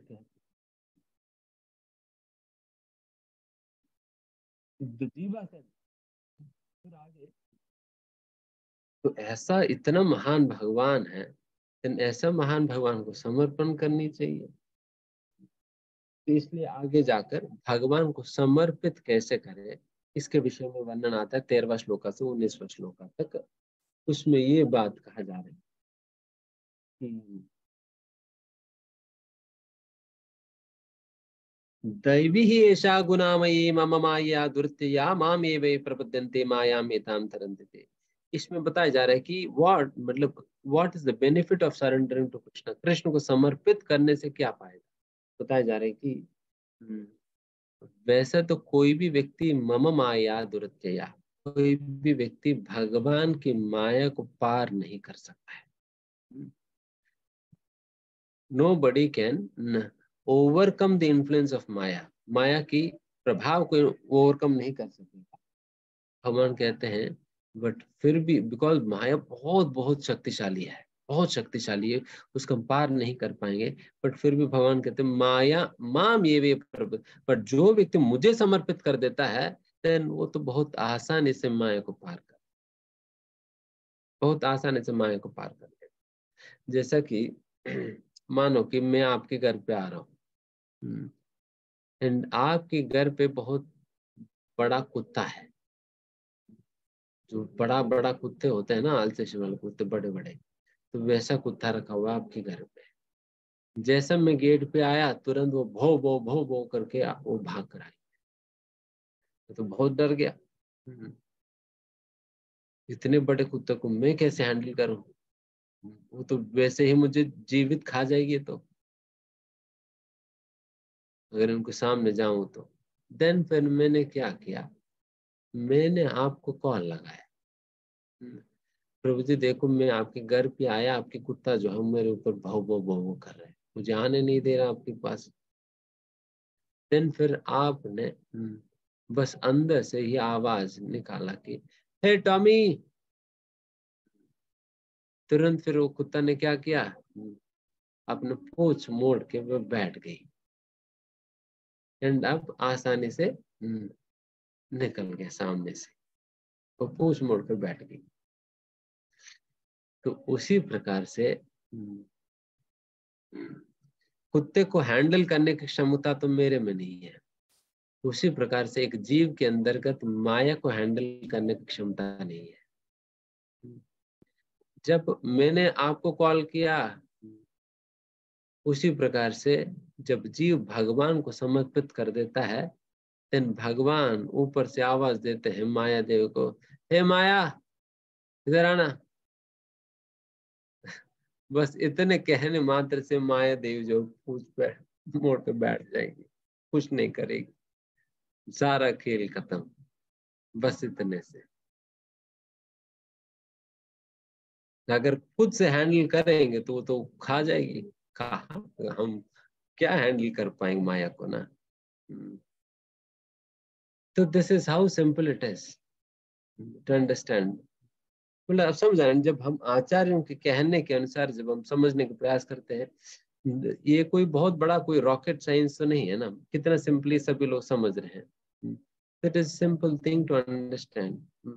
इसलिए भगवान माम ये जो व्यक्ति मुझे समर्पित कर देता है तो मैं उनके लिए तो बहुत आसानी से प्राप्त हो जाता हूँ, वो बहुत आसानी से माया को पार कर लेगा, बहुत आसानी से। मतलब इतना आसानी से करके भागवत में कहा जाता है, भागवत में कहा जाता है कि वत्स पदम पुण्य यशो मुरारे समाश्रिताये पद पल्लव। इस संसार के सागर, ये एक गाय की एक काफ होता है ना, गाय की बछड़ा, बछड़े जब जब मिट्टी में चलता है, उसकी एक खोर बनता है, मतलब एक स्मॉल छोटा सा होल बन जाता है, उस होल में कितना पानी आएगी। इतना बड़ा संसार के सागर जो है, उतना पानी बन जाएगी जब कोई भगवान को समर्पित कर देता है। एंड उतना पानी को पार करने के लिए हमें कौन सा टाइटैनिक शिप की जरूरत पड़ेगी बताओ? या स्विमिंग भी सीखने की जरूरत है क्या? वो भी जरूरत नहीं। एक छोटा सा बच्चा रेंगते रेंगते पार कर लेगा इसे। छोटा सा बच्चा जिनके अंदर कुछ भी सामर्थ्य नहीं है, वो रेंगते रेंगते पार कर लेगा इतना पानी को। तो उतना आसान हो जाता है माया को डील कर पाना। तो इसका मतलब माइंड कंट्रोल, सेंस कंट्रोल, ये सब कुछ इतना आसान हो जाता है by simply surrendering to Krishna. Surrender to Krishna, this is the beauty. इतना कहने के बाद भी भगवान आगे कहते हैं, क्या कहूं कि 4 प्रकार का लोग तो इतना सुनने के बाद भी मेरे पास नहीं आते। 4 kinds of people come to me and 4 kinds do not come to me। अभी 4 प्रकार के लोग जो भगवान को समर्पित करने आते हैं, जो 4 प्रकार के लोग जो भगवान को समर्पण नहीं करना चाहते हैं, उनके विषय में भगवान वर्णन कर, भगवान कहते हैं कि 4 प्रकार के लोग जो भगवान को समर्पित नहीं करते। सबसे पहले एक तो मूढ़ा, मूर्ख व्यक्ति है। मूर्ख व्यक्ति कौन है बताया जा रहा है? मूर्ख व्यक्ति वो है जो दिन भर 12-15 घंटा जॉब करता है। 12-15 घंटा जॉब करके जिनके पास कुछ रस बचता ही नहीं है भगवान को देने, क्योंकि सारा रस बॉस ने पी लिया, ग्लास भर भर के उसने पी लिया, तो भगवान को पिलाने कुछ बचा ही नहीं है रस उसने। तो फिर इस प्रकार की नीरस वाले लोग हैं, इस मूड कैटेगरी में आते, because they simply wasting their life in these useless pursuits who work hard solely for material sense pleasure। बहुत मेहनत करते, काफी मेहनती है लोग। अगर भौतिक दृष्टिकोण से देखा जाए, उनको अवार्ड दे दिया जाता है कि employee of the year award दे दिया जाता है, you are the best employee. But भगवान कह रहे हैं कि बेस्ट एम्प्लॉय नहीं, बेस्ट गधा है। बिकॉज बिल्कुल बेस्ट परफॉर्मेंस उन्होंने दिया है। मूढ़ा, मूढ़ा मतलब गधा है, मतलब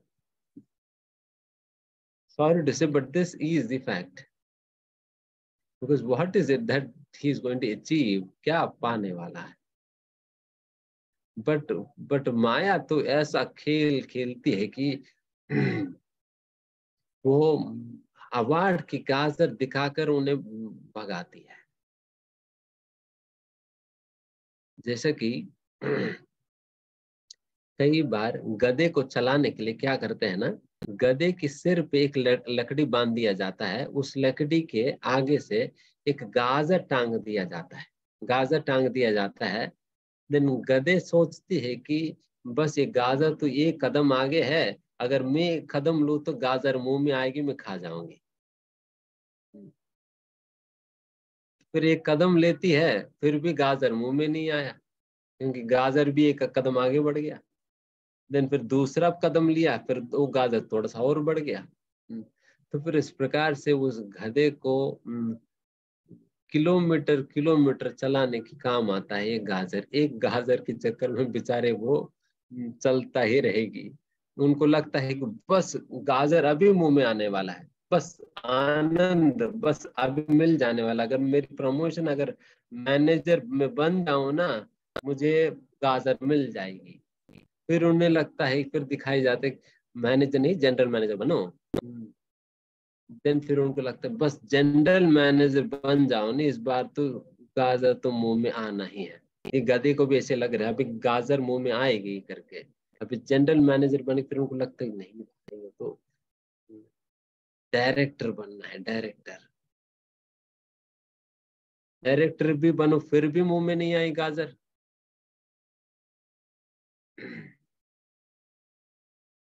इसलिए हमारे एक डिवोटी गए थे, सीओ की कोचिंग देते हैं वो, कई सारे सीओ बैठे हुए थे। वो सभी लोग कह रहे थे उनसे, प्रभु जी आज तक गाजर मुंह में नहीं आया।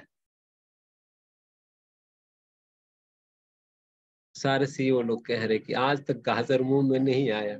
अभी भी गाजर लटका ही हुआ है, अभी भी गाजर लटका ही हुआ है, वो हमेशा लटका ही रहेगा, वो मुंह में नहीं आने वाला।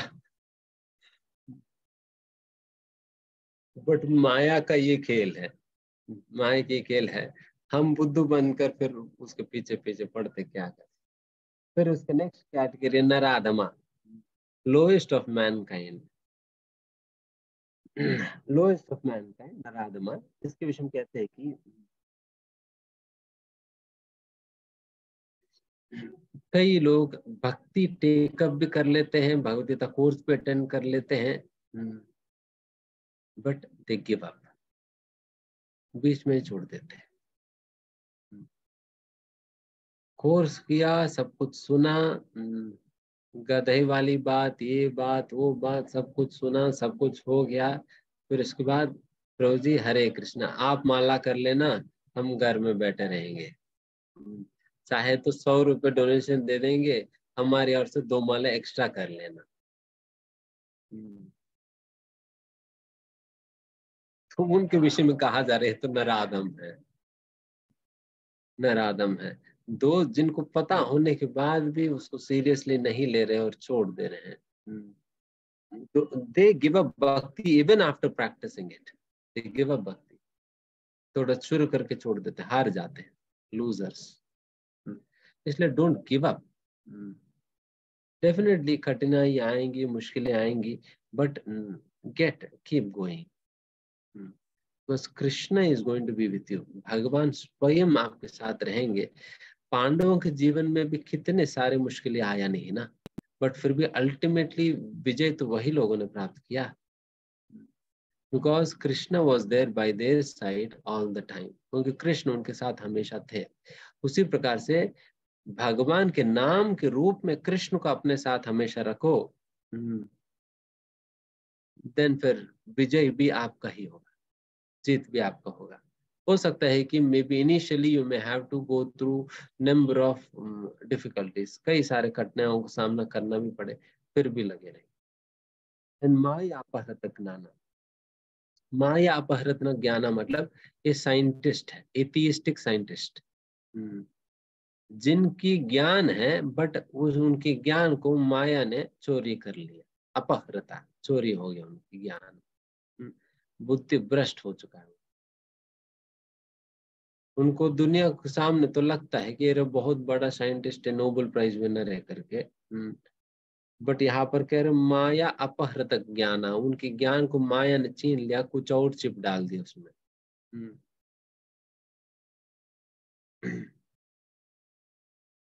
Because they have lost the sense of broad thinking. और लाइफ के संबंध में जो ब्रॉड थिंकिंग है वो खत्म हो गया है।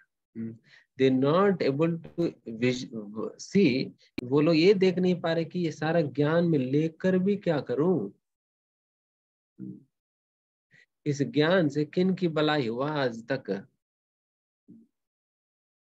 तो इसके विषय में नहीं सोचते हैं। They say that we are contributing to the society by making so many things, so many devices and technologies and this and that. Listen,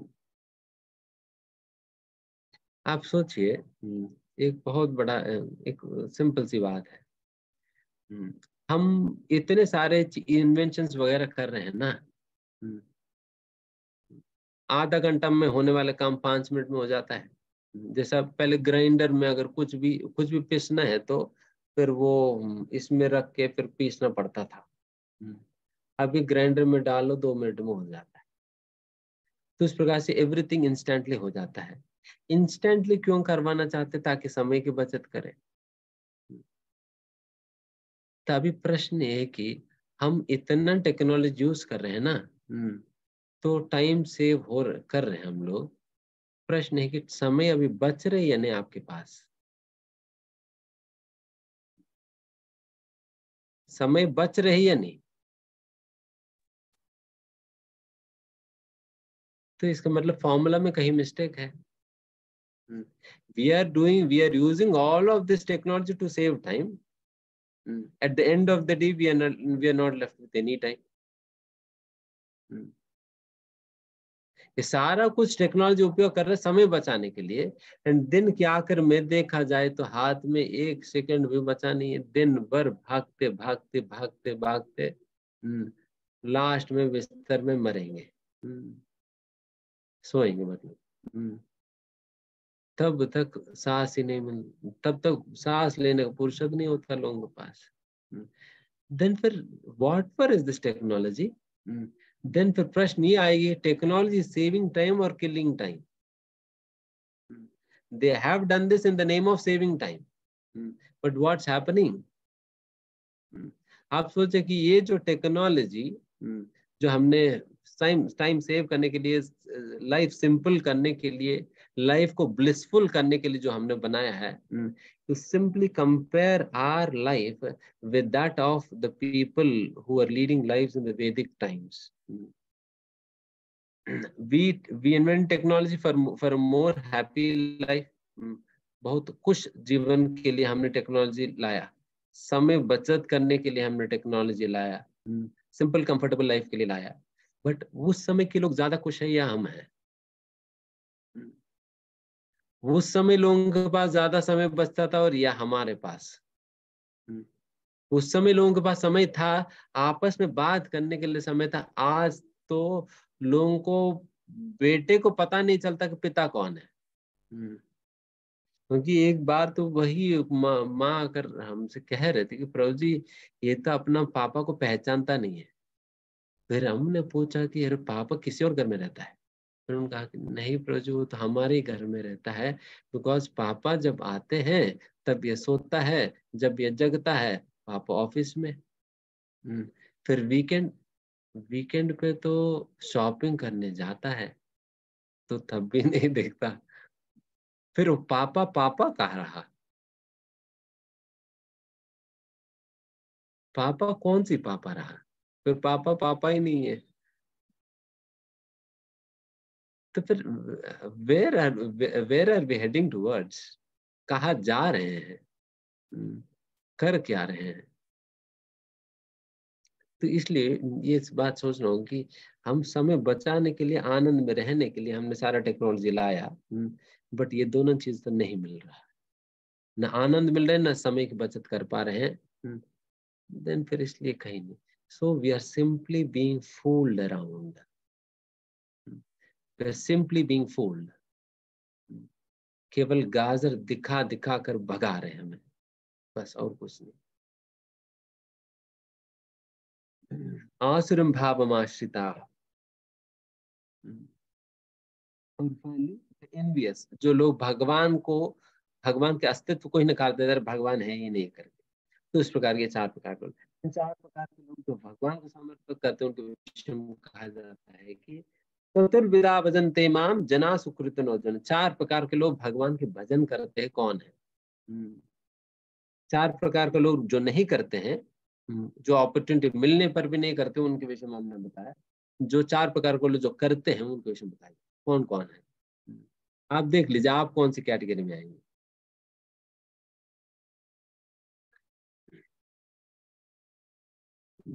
आर्तो, आर्तः मतलब जिनकी जीवन में बहुत से कष्ट है, बेचारे वो कोई और ऑप्शन नहीं है।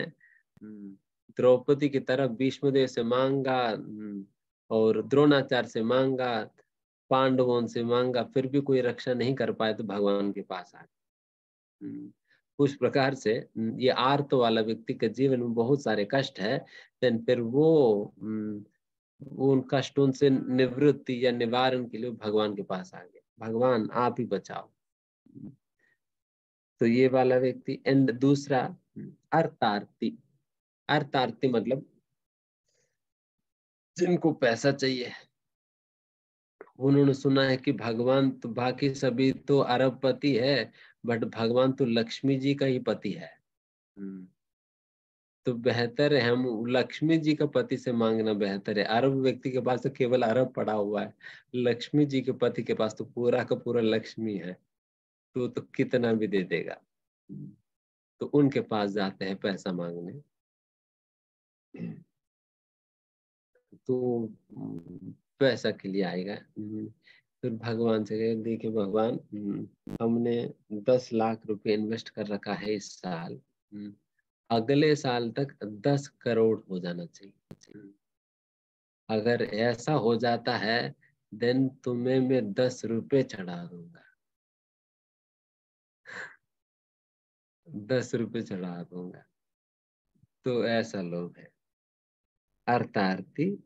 बट फिर भी कम से कम, बाकी लोग तो आया नहीं, कम से कम ये तो पैसा के लिए भी क्यों ना भगवान के पास आ तो रहे ना, बेहतर है ये तो। जिज्ञासु। जिज्ञासु व्यक्ति मतलब one who is inquisitive to know. जो व्यक्ति जानना चाहते हैं कि ये भौतिक सृष्टि क्या है, भगवान कौन है, क्या है, मेरे जीवन में इस प्रकार के दुख और सुख कैसे आ रहे हैं, इसके विषय में जो जिज्ञासा के कारण जो जानना चाहते हैं, वो जिज्ञासु होता है।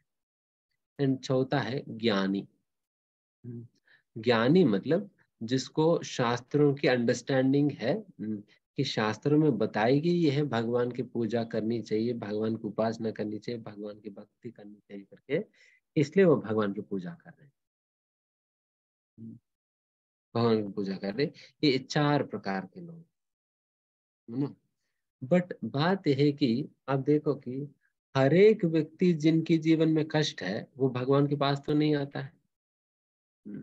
मोस्टली लोग तो अपना खुद का इंतजाम कुछ करने में लगे रहते हैं, बट कुछ ही लोग भगवान के पास आते हैं।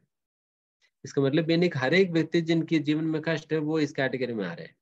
बट बात यह है कि ये 4 कैटेगरीज उनके लिए वैलिड है जो सुकृतिवान लोग हैं, उनकी बातें कहा जा रही है। सुकृतिवान लोगों के अंदर ये 4 चीजें देखा जाएगी, तो फिर ये लोग भगवान की ओर आगे आते हैं। अगर सुकृतिवान व्यक्ति का जीवन में कष्ट आता है, तो देन फिर वो भगवान के पास आएगा।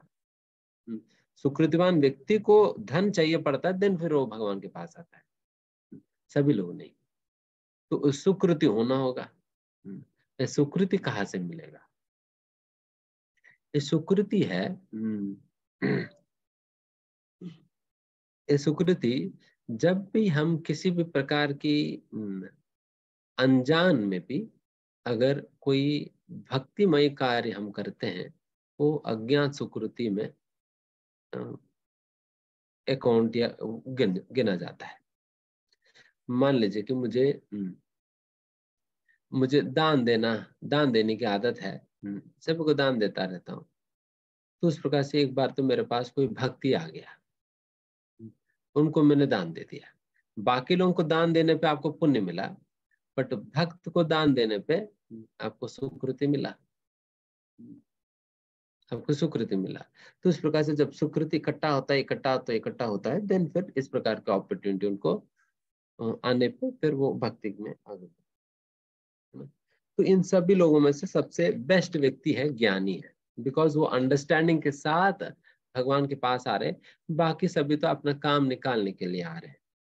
किसी को कष्ट है, किसी को धन चाहिए, किसी को जिज्ञासा है, इसके लिए आ रहे हैं। बट जो ज्ञानी व्यक्ति एक अंडरस्टैंडिंग नॉलेज के आधार पर आ रहे हैं, वो निष्काम है। बाकी सब सकाम वक्त है, वो निष्काम है। इस श्लोक कहते हैं, बहुनाम जन्मनाम अंत ज्ञानवान मां प्रपद्ये वासुदेव सर्वमिति स महात्मा सुतुल्यम्। अनेकों अनेकों जन्म लेने के बाद एक व्यक्ति को ये बात, अगर ये ज्ञानवान व्यक्ति, ज्ञानी, जिस ज्ञानी सबसे श्रेष्ठ है करके बताया जा रहा है ना, एक ज्ञानी व्यक्ति को विषय में बताए जा रहे हैं। एक ज्ञानी व्यक्ति भी अनेकों अनेकों जन्म इस ज्ञान में बिताने के बाद वो इस निष्कर्ष पे पहुंचता है, वासुदेव सर्वमिति, भगवान श्री कृष्ण ही सब कुछ है करके इस बात को तब समझ पाता है, अनेक अनेक जन्म ज्ञान में बिताने के बाद। एंड जो बात हमें भक्ति के अंतर्गत फर्स्ट क्लास में ही बता दिया जाता है, भक्ति पद पे फर्स्ट क्लास में ही जो बातें बता दिया जा रहे हैं, वो बात तो एक ज्ञानी को अनेक अनेक जन्म लेने के बाद पता चलता है, अनेक अनेक जन्म ज्ञान योग में अभ्यास करने के बाद जो भक्ति में बता दिया जा रहा है, Krishna is the all and and all of. तो इस निष्कर्ष पे तो उनको अनेक जन्म लग जाएगी। सो भक्ति saves lot of time and effort. तो ये महत्वपूर्ण है, इसलिए भक्ति योग बहुत बहुत महत्वपूर्ण है। तो आप सभी लोग इस पद पर आगे बढ़िए, एंड फिर बाकी हम 8वां अध्याय से हम कल का दिन हम चर्चा करेंगे। ठीक है, बहुत बहुत धन्यवाद। श्रील प्रभुपाद की जय।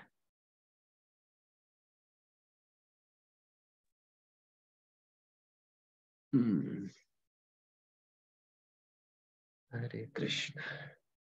हरे कृष्णा। तो आज के सत्र को हम आगे बढ़ाते हुए अपने अगले पड़ाव पर चलेंगे, जो कि हमारा अब क्वेश्चन एंड आंसर राउंड होगा। तो आप सभी अपने हाथ हैंड रेज करके क्वेश्चंस पूछ सकते हैं।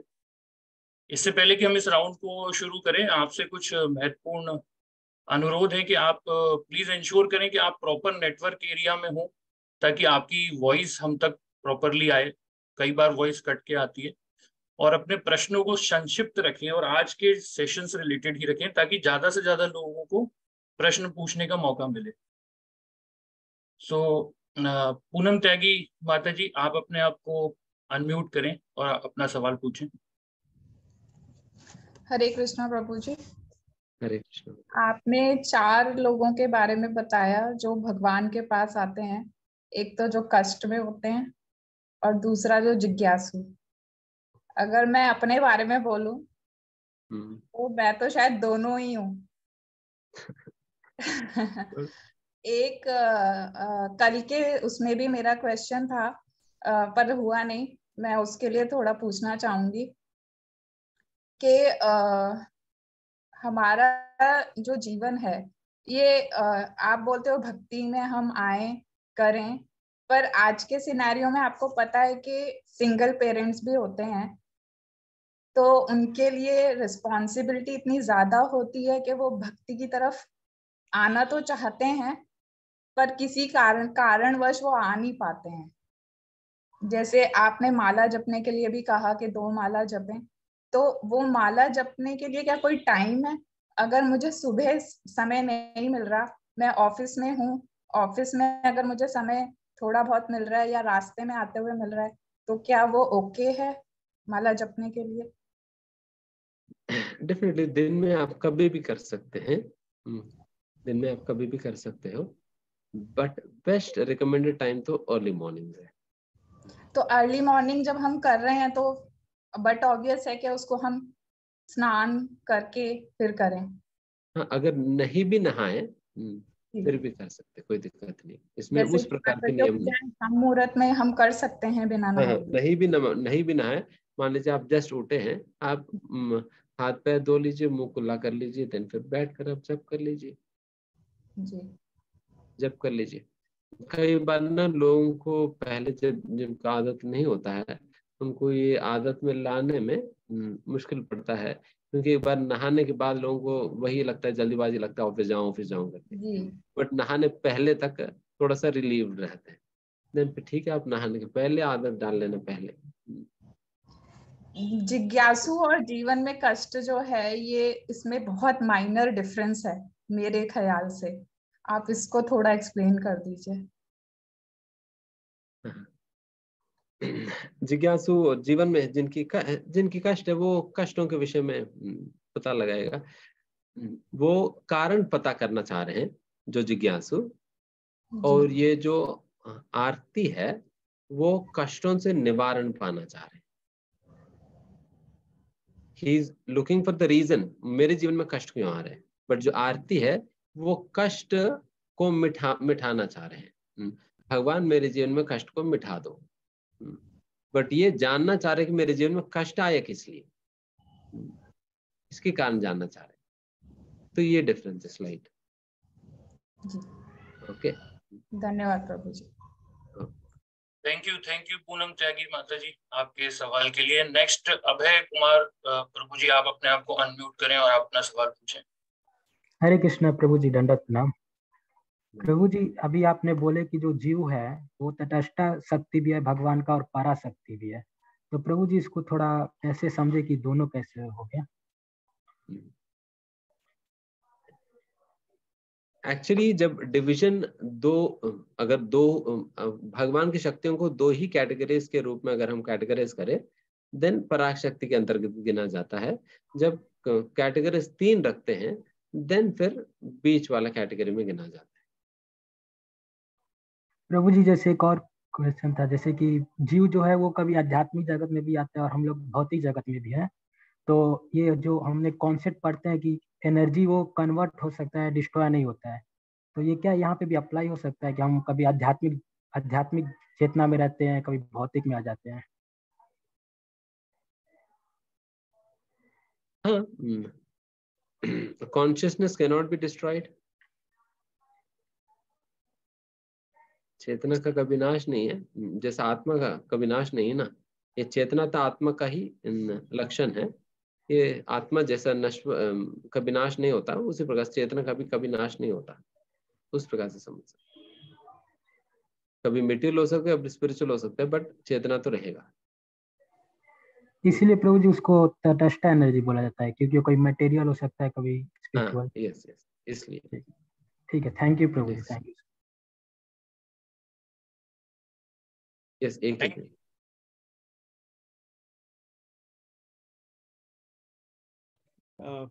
Hare Prabhuji.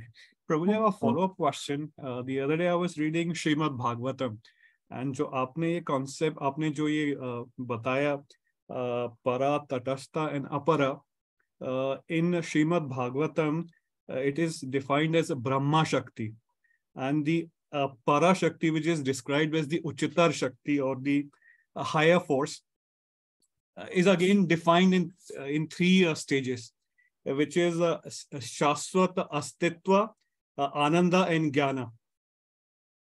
And it says that the Shashwat Astitva is governed by Sandhini Shakti, wherein Ananda is governed by Hridayini Shakti, and the Shashwat Jnana is governed by Samvita Shakti. If you could explain me what are these 3 Shaktis and how do we enhance them? These are very intricate concepts है। ये basically सच्चिदानंद है, सत, चित और आनंद है। Existential potential है सत और चित, नॉलेज पोटेंसी है, एंड आनंद पोटेंसी हैप्पीनेस है, bliss.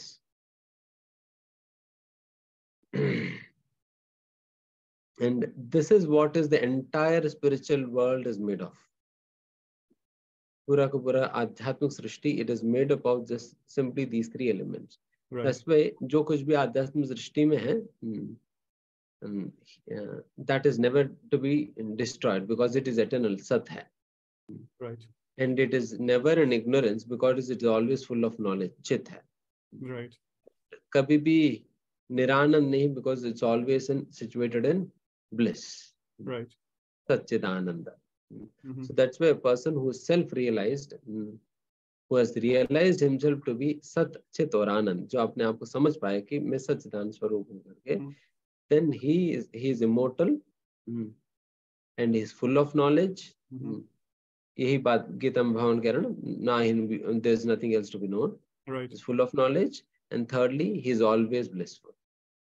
Right. Right. These three are the characteristics of a person who is self-realized. है ना? तो बाकी तो संदनी, संवित और आह्लादनी शक्ति, those, I mean, they are different terminologies of the Lord's potency, spiritual potency. Spiritual potency का ये तीन categories है, संवित, और संदनी और आह्लादनी. Right. Guruji, if you could suggest some text to read and know more about this concept. Basically वही है ना, if you were to understand that, first of all you will have to go through Srila Prabhupada's small books. First of all, go through Bhagavad Gita first thoroughly, then you will develop those concepts, basic concepts जो आपको जरूरत पड़ेगी उन चीजों को समझने के लिए, that you will first develop, and then फिर संवित, संदनी, आह्लादनी के विषय में समझ पाएंगे. I was thinking about reading Vishnu Purana. Will it be good, or should I go the way you just suggested? Just go by Bhagavad Gita first and then go with Bhagavatam. Perfect. Perfect. Gratitude, Guruji. Thank you, AKP Prabhuji, for that question. Next, Swati Bhatnagar, माता जी आप अपने आप को unmute करें और अपना सवाल पूछें.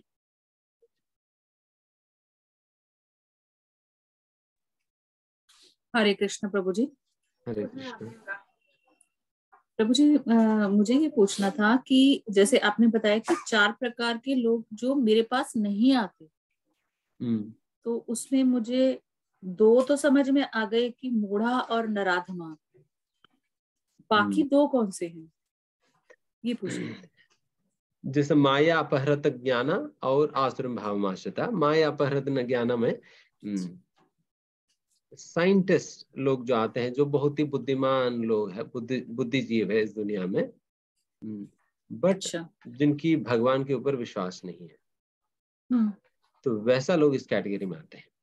एंड जो माया अपहृत ज्ञान, और चौथी कैटेगरी है आसुरम भावमाश्रिता, आसुरिक स्वभाव वाले, आसुरी स्वभाव वाले, आसुरी स्वभाव वाले जो भगवान से ईर्ष्या करते हैं, कहते हैं ना भगवान नहीं है.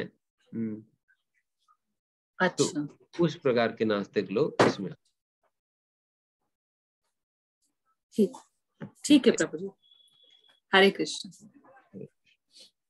नेक्स्ट नीतू मिश्रा माता जी, आप अपने आप को अनम्यूट करें और अपना सवाल पूछें. हरे कृष्णा प्रभु जी. हरे कृष्ण. प्रभु जी, मैं रामायण पढ़ी हूँ, तो उसमें 7वें खंड में है, जैसे काकभूषणी जी गरुड़ जी को ज्ञान देते हैं, तो उसमें बताते हैं, उसके बाद जब उनका संवाद खत्म होता है तो शिव जी पार्वती जी का संवाद होता है कि जैसे जो लोग भगवान से ईर्ष्या करते हैं, नास्तिक है, और ब्राह्मणों लोगों से मतलब ईर्ष्या करते हैं, उनके सामने गीता या रामायण का मतलब चर्चा न किया जाए.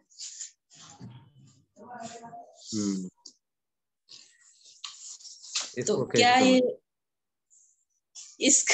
इसका मतलब ये प्रभु जी की क्या ऐसा करना चाहिए, या भगवान ने भी कहते हैं कि जो पापी लोग होते हैं, मतलब जो नहीं मानते, उनको और ज्ञान देना चाहिए? yes. देखिए, इसको पद्म पुराण के अंतर्गत भी ये बात कहते हैं शिव जी कहते हैं कि अश्रद्धालु व्यक्ति को भगवान नाम की महिमा बताना ये अपराध है। बिकॉज जब उन लोगों के सामने हम ये बातें जब हम करते हैं, वो लोग और मजाक उड़ाने लगते हैं भक्तों को और भगवान की। आपने देखा ही होगा इस प्रकार के जो ईर्ष्यालु और अश्रद्धालु लोगों के सामने जब हम भगवान की महिमा गाते हैं, उनके लिए एक मजाक जैसा लगता है और भक्तों को और भगवान की आचार्यों को मजाक उड़ाने लगते हैं। उसकी वजह से वो लोग भगवान के नजदीक आने की बजाय वो लोग भगवान से और दूर जा रहे हैं। हमारा किसी को प्रचार करने का या किसी को भगवान के विषय में कहने का यही तो उद्देश्य है ना, उनको भगवान के नजदीक लाना था। बट इन लोगों को बताने पे क्या हो रहा है कि वो लोग भगवान से और दूर चले जा रहे हैं, इसलिए बताया जा रहा है ये अपराध है करके, बिकॉज हम भगवान से उनको और दूर कर दे रहे हैं। तो वैसा लोगों को फिर कैसे हम क्या करें, उसके विषय में कहा जाता है कि वैसा लोगों को हम इधर प्रसाद खिलाकर उनको सुकृति दे, या नहीं तो कुछ संकीर्तन वगैरह करवा के या मंदिर करवा के उनसे कुछ दान लेकर उनको सुकृति देना होगा। जब उनकी सुकृति धीमे धीमे धीमे धीमे पर्याप्त बन जाता है, देन फिर आपकी बातें सुन पाएगा, वो सामर्थ्य आएगी समझने की। बिकॉज अभी सुकृति बेचारे उनके पास कुछ भी नहीं है, तो उसकी वजह से कहा जा रहा है कि इस प्रकार से मत कहो। समझ आया ना? हरे कृष्ण। हरे। नेक्स्ट राहुल गुप्ता प्रभु जी, आप अपने आप को अनम्यूट करें और अपना सवाल पूछें।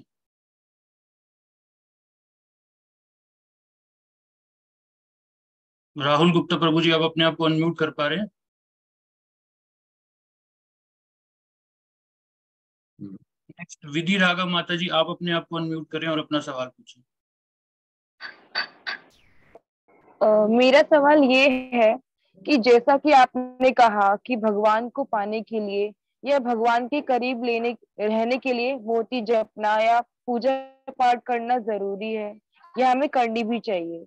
लेकिन अगर किसी कारण ना कर पाए, लेकिन हमारा मन साफ है, हम अच्छे काम करते हैं, दूसरों की सहायता करते हैं, तो क्या इससे भी हम भगवान के करीब रह सकते हैं? नहीं, नहीं रह सकते। कैसे? कैसे क्या? मैं सब कुछ अच्छा करता हूँ, बट मेरे बेटे को मैं खाना नहीं खिलाऊं, तो मेरे बेटे के साथ मेरे संबंध बनेगा? मैं सब कुछ अच्छा करता हूँ, बट बेटे को खाना नहीं खिलाऊं, उनकी जरूरतों को पूरा नहीं करूं, उनकी सेवा नहीं करूं, उनको ध्यान ना दूं, मेरे बेटे के साथ संबंध बनेगा? कभी नहीं बनेगा। एंड सबसे पहले हम अच्छा सोच भी क्या सकते हैं, हमें जानते क्या है कि अच्छा क्या होता है? What understanding do we have about what good is? What हमें डेफिनेशन पता है कि अच्छा का डेफिनेशन पता है, अच्छा होता क्या है? अच्छा का डेफिनेशन ही हमें पता नहीं कि अच्छा सोचने के लिए भी। सबसे पहले उसकी डेफिनेशन पता हो तो देन फिर सोचा जा सकता है। एंड जब तक व्यक्ति भगवान से नहीं जुड़ेगा, तब तक उनको अच्छा का डेफिनेशन तक ही नहीं पता चलेगा, देन फिर दूसरों का अच्छा करेगा भी क्या? अच्छा करना तो दूर की बात है, अच्छा सोच ही नहीं पाएगा, बिकॉज उनका दिमाग ही भ्रष्ट पड़ा हुआ है। हमारा दिमाग जब काम क्रोध लोभ मोह मद मात्सर्य से पीड़ित है, हमारे दिमाग में अच्छा विचार आएंगे भी कैसे? एंड फिर कोई कहते नहीं प्रभु मेरा मन बहुत शुद्ध है, बहुत साफ है। बहुत साफ है तो जेल में क्यों है? बहुत साफ है तो भगवान के धाम में रहेंगे ना, यहाँ क्यों है? फिर यहाँ रहने का मतलब ही है कि हमारा मन बिल्कुल गंदा पड़ा हुआ है, इसलिए भेजा गया यहाँ पर, साफ करके आओ। फिर यहाँ आकर हम सोचे कि मेरे मन साफ है, कौन सी साफ है? अगर झांक के अगर देखने लगे तब तो पता चला कितना कचड़ा है, बट हमने कभी देखा ही नहीं तो पता नहीं चला। One who tries to control will understand how uncontrolled our mind is. जब तक आप कंट्रोल ही नहीं करोगे तो पता ही नहीं चलेगा कि आपके मन कितना अनियंत्रित है, बिकॉज कुल्लम कुल्ला छोड़ दिया हुआ है तो फिर पता ही नहीं चलेगा। इसलिए सबसे पहले बात ये समझना हो कि हम साफ नहीं है। ये समझना होगा। अगर साफ सोचेंगे तो दिन फिर खत्म ही बात है, दिन खत्म बात। साफ नहीं है तभी तो जेल में है। ठीक है, नेक्स्ट। नेक्स्ट पूजा माता जी फ्रॉम पाकिस्तान, आप अपने आप को अनम्यूट करें और अपना सवाल पूछे। हरे कृष्णा प्रभु जी। हाँ, हरे कृष्ण माता जी। यस जी प्रभु जी, मेरा ये प्रश्न था कि आपने बताया जैसे कि हम जो भी अभी भक्ति कर पा रहे हैं, जो भी हम सेवा करें, जो हम नाम जप कर रहे हैं, वो हमारे पिछले जन्म में हमने जरूर कुछ भक्ति की होगी, इस वजह से कर पा रहे हैं। तो ये हमारी जो है पिछले जन्म की सिर्फ भक्ति है, या ये हमें गुरु की कृपा और या वैष्णवों की कृपा या भक्तों की कृपा भी है हमारे ऊपर? असलियत में तो सुकृति एक सपोर्ट है, बट कारण तो मुख्य रूप से तो गुरु और वैष्णव की कृपा ही है। गुरु और वैष्णव की कृपा ही कारण है। वही प्राइम कारण है। बाकी सुकृति तो जैसा सूखा घास है, सूखा घास, बट सूखा घास को चिंगारा तो चाहिए। चिंगारा वो हमें गुरु वैष्णव से मिलता है, और सूखा घास सुकृतिवान है। सुकृतिवान मतलब सूखा घास की तरह है। एंड चिंगारा तो चाहिए उसको जलाने के लिए, एंड वो चिंगारा जो है गुरु और वैष्णव ही देते हैं, वही कृपा है। उसके बिना तो सूखा घास सूखा ही रह जाएगी, बस कोई काम का नहीं रहेगा, कभी जलेगा नहीं। ठीक है, प्रभु जी, हरे कृष्ण।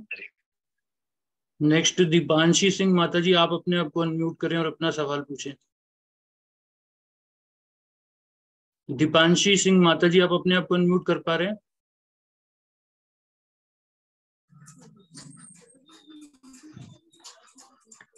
राधे राधे राधे राधे गुरु, राधे राधे गुरु जी। हमारे वो है ना, हमारे छोटे कान्हा जी, उनकी आंख निकली हुई है, हमें क्या करना चाहिए? उनकी आंख? हमारे छोटे कान्हा जी की आंख निकली हुई है, हमें क्या करना चाहिए?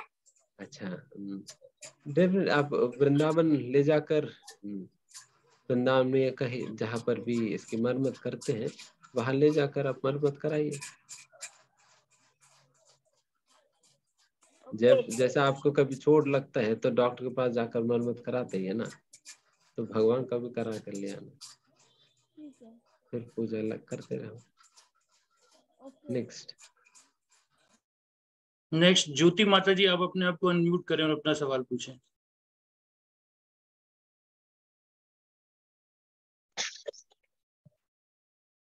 हरे कृष्णा गुरु जी। हरे कृष्णा। Yes ma'am.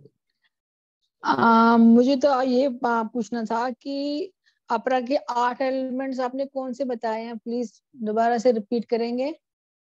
अच्छा, 8 एलिमेंट्स, ये पंच महाभूत है। पंच महाभूत तो जानते होंगे ना, पृथ्वी जल वायु आकाश अग्नि, ये 5 है। फिर उसके बाद मन बुद्धि और मन बुद्धि एंड अहंकार। Okay, thank you so much. तो we will now take the last question of the day. Kedar international माता जी, आप अपने आप को अनम्यूट करें और अपना सवाल पूछें। हरे कृष्णा। हरे कृष्ण। यस माता। माय क्वेश्चन इज, माया जो एनर्जी है, गॉड ने उसे इंट्रोड्यूस क्यों किया है? अगर बीइंग अ ह्यूमन लाइफ, माया सिर्फ मुझे इम्पैक्ट कर सकती है या सारे स्पीशीज के ऊपर उसका असर रहता है?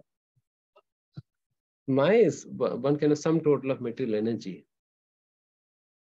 इसलिए फिर सारे जीव उसके अंतर्गत आते ही है। तो भगवान ने माया के इंट्रोड्यूस क्यों किया? क्योंकि भगवान को बात नहीं सुन रहे थे।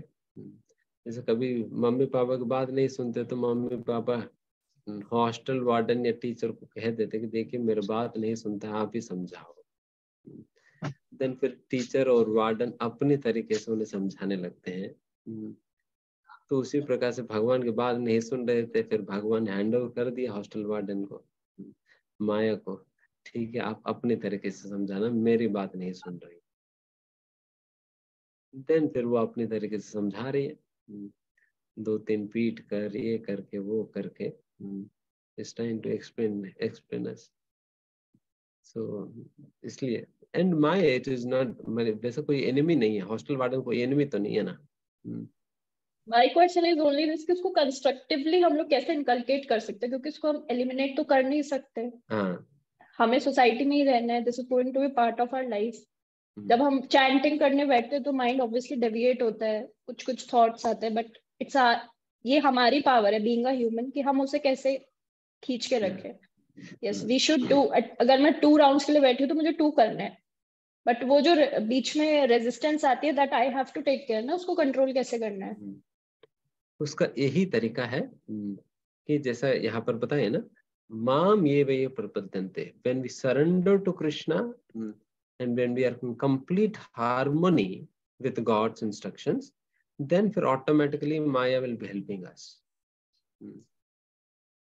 Maya will in turn help us to serve Krishna. इस एक प्रकार से एग्जांपल देके आप बता पाओगे इस चीज को? जैसा कि एक कैंडल है, कैंडल लाइट है, जब हम हवा फूंकते हैं वो कैंडल बुझ जाता है, स्मॉल लाइट है। अगर वही एक बहुत बड़ा फॉरेस्ट फायर है, उस समय जो हवा चलता है वो फॉरेस्ट फायर को और फैलने में मदद करती है rather than बुझाने। छोटा है तो देन फिर बुझ जाता है, बट वही बड़ा है तो फैल जाती है उसी हवा के कारण। वही हवा पहले उनको बुझा रही थी, अभी वही हवा उनको बढ़ा रही है। तो उसी प्रकार से माया भी, बिकॉज अभी हार्मोनी में नहीं है। जैसे पुलिस डिपार्टमेंट है, पुलिस डिपार्टमेंट क्या हमारा शत्रु है, फ्रेंड है, कौन है? पुलिस डिपार्टमेंट क्रिमिनल्स के लिए शत्रु की तरह दिखाई देते हैं, जैसे अभी के समय पर हमें माया दिखाई दे रहे हैं। But those are submissive citizens, फिर उनके लिए तो पुलिस एक प्रोटेक्टिव फोर्स की तरह दिखाई देते हैं। अच्छा, ये लोग मेरे संरक्षण करेंगे। उसी प्रकार से जो शुद्ध भक्त है उनके लिए तो माया उस प्रकार से नहीं लगता जैसा हमें लगता है। तो ये पुलिस, इसलिए आप सिंपली माया को पुलिस के रूप में समझिए, देन आपको समझ आएगी। If I live in harmony with the laws of the state, then police is there to protect me. If I violate, then police will punish me. That's it.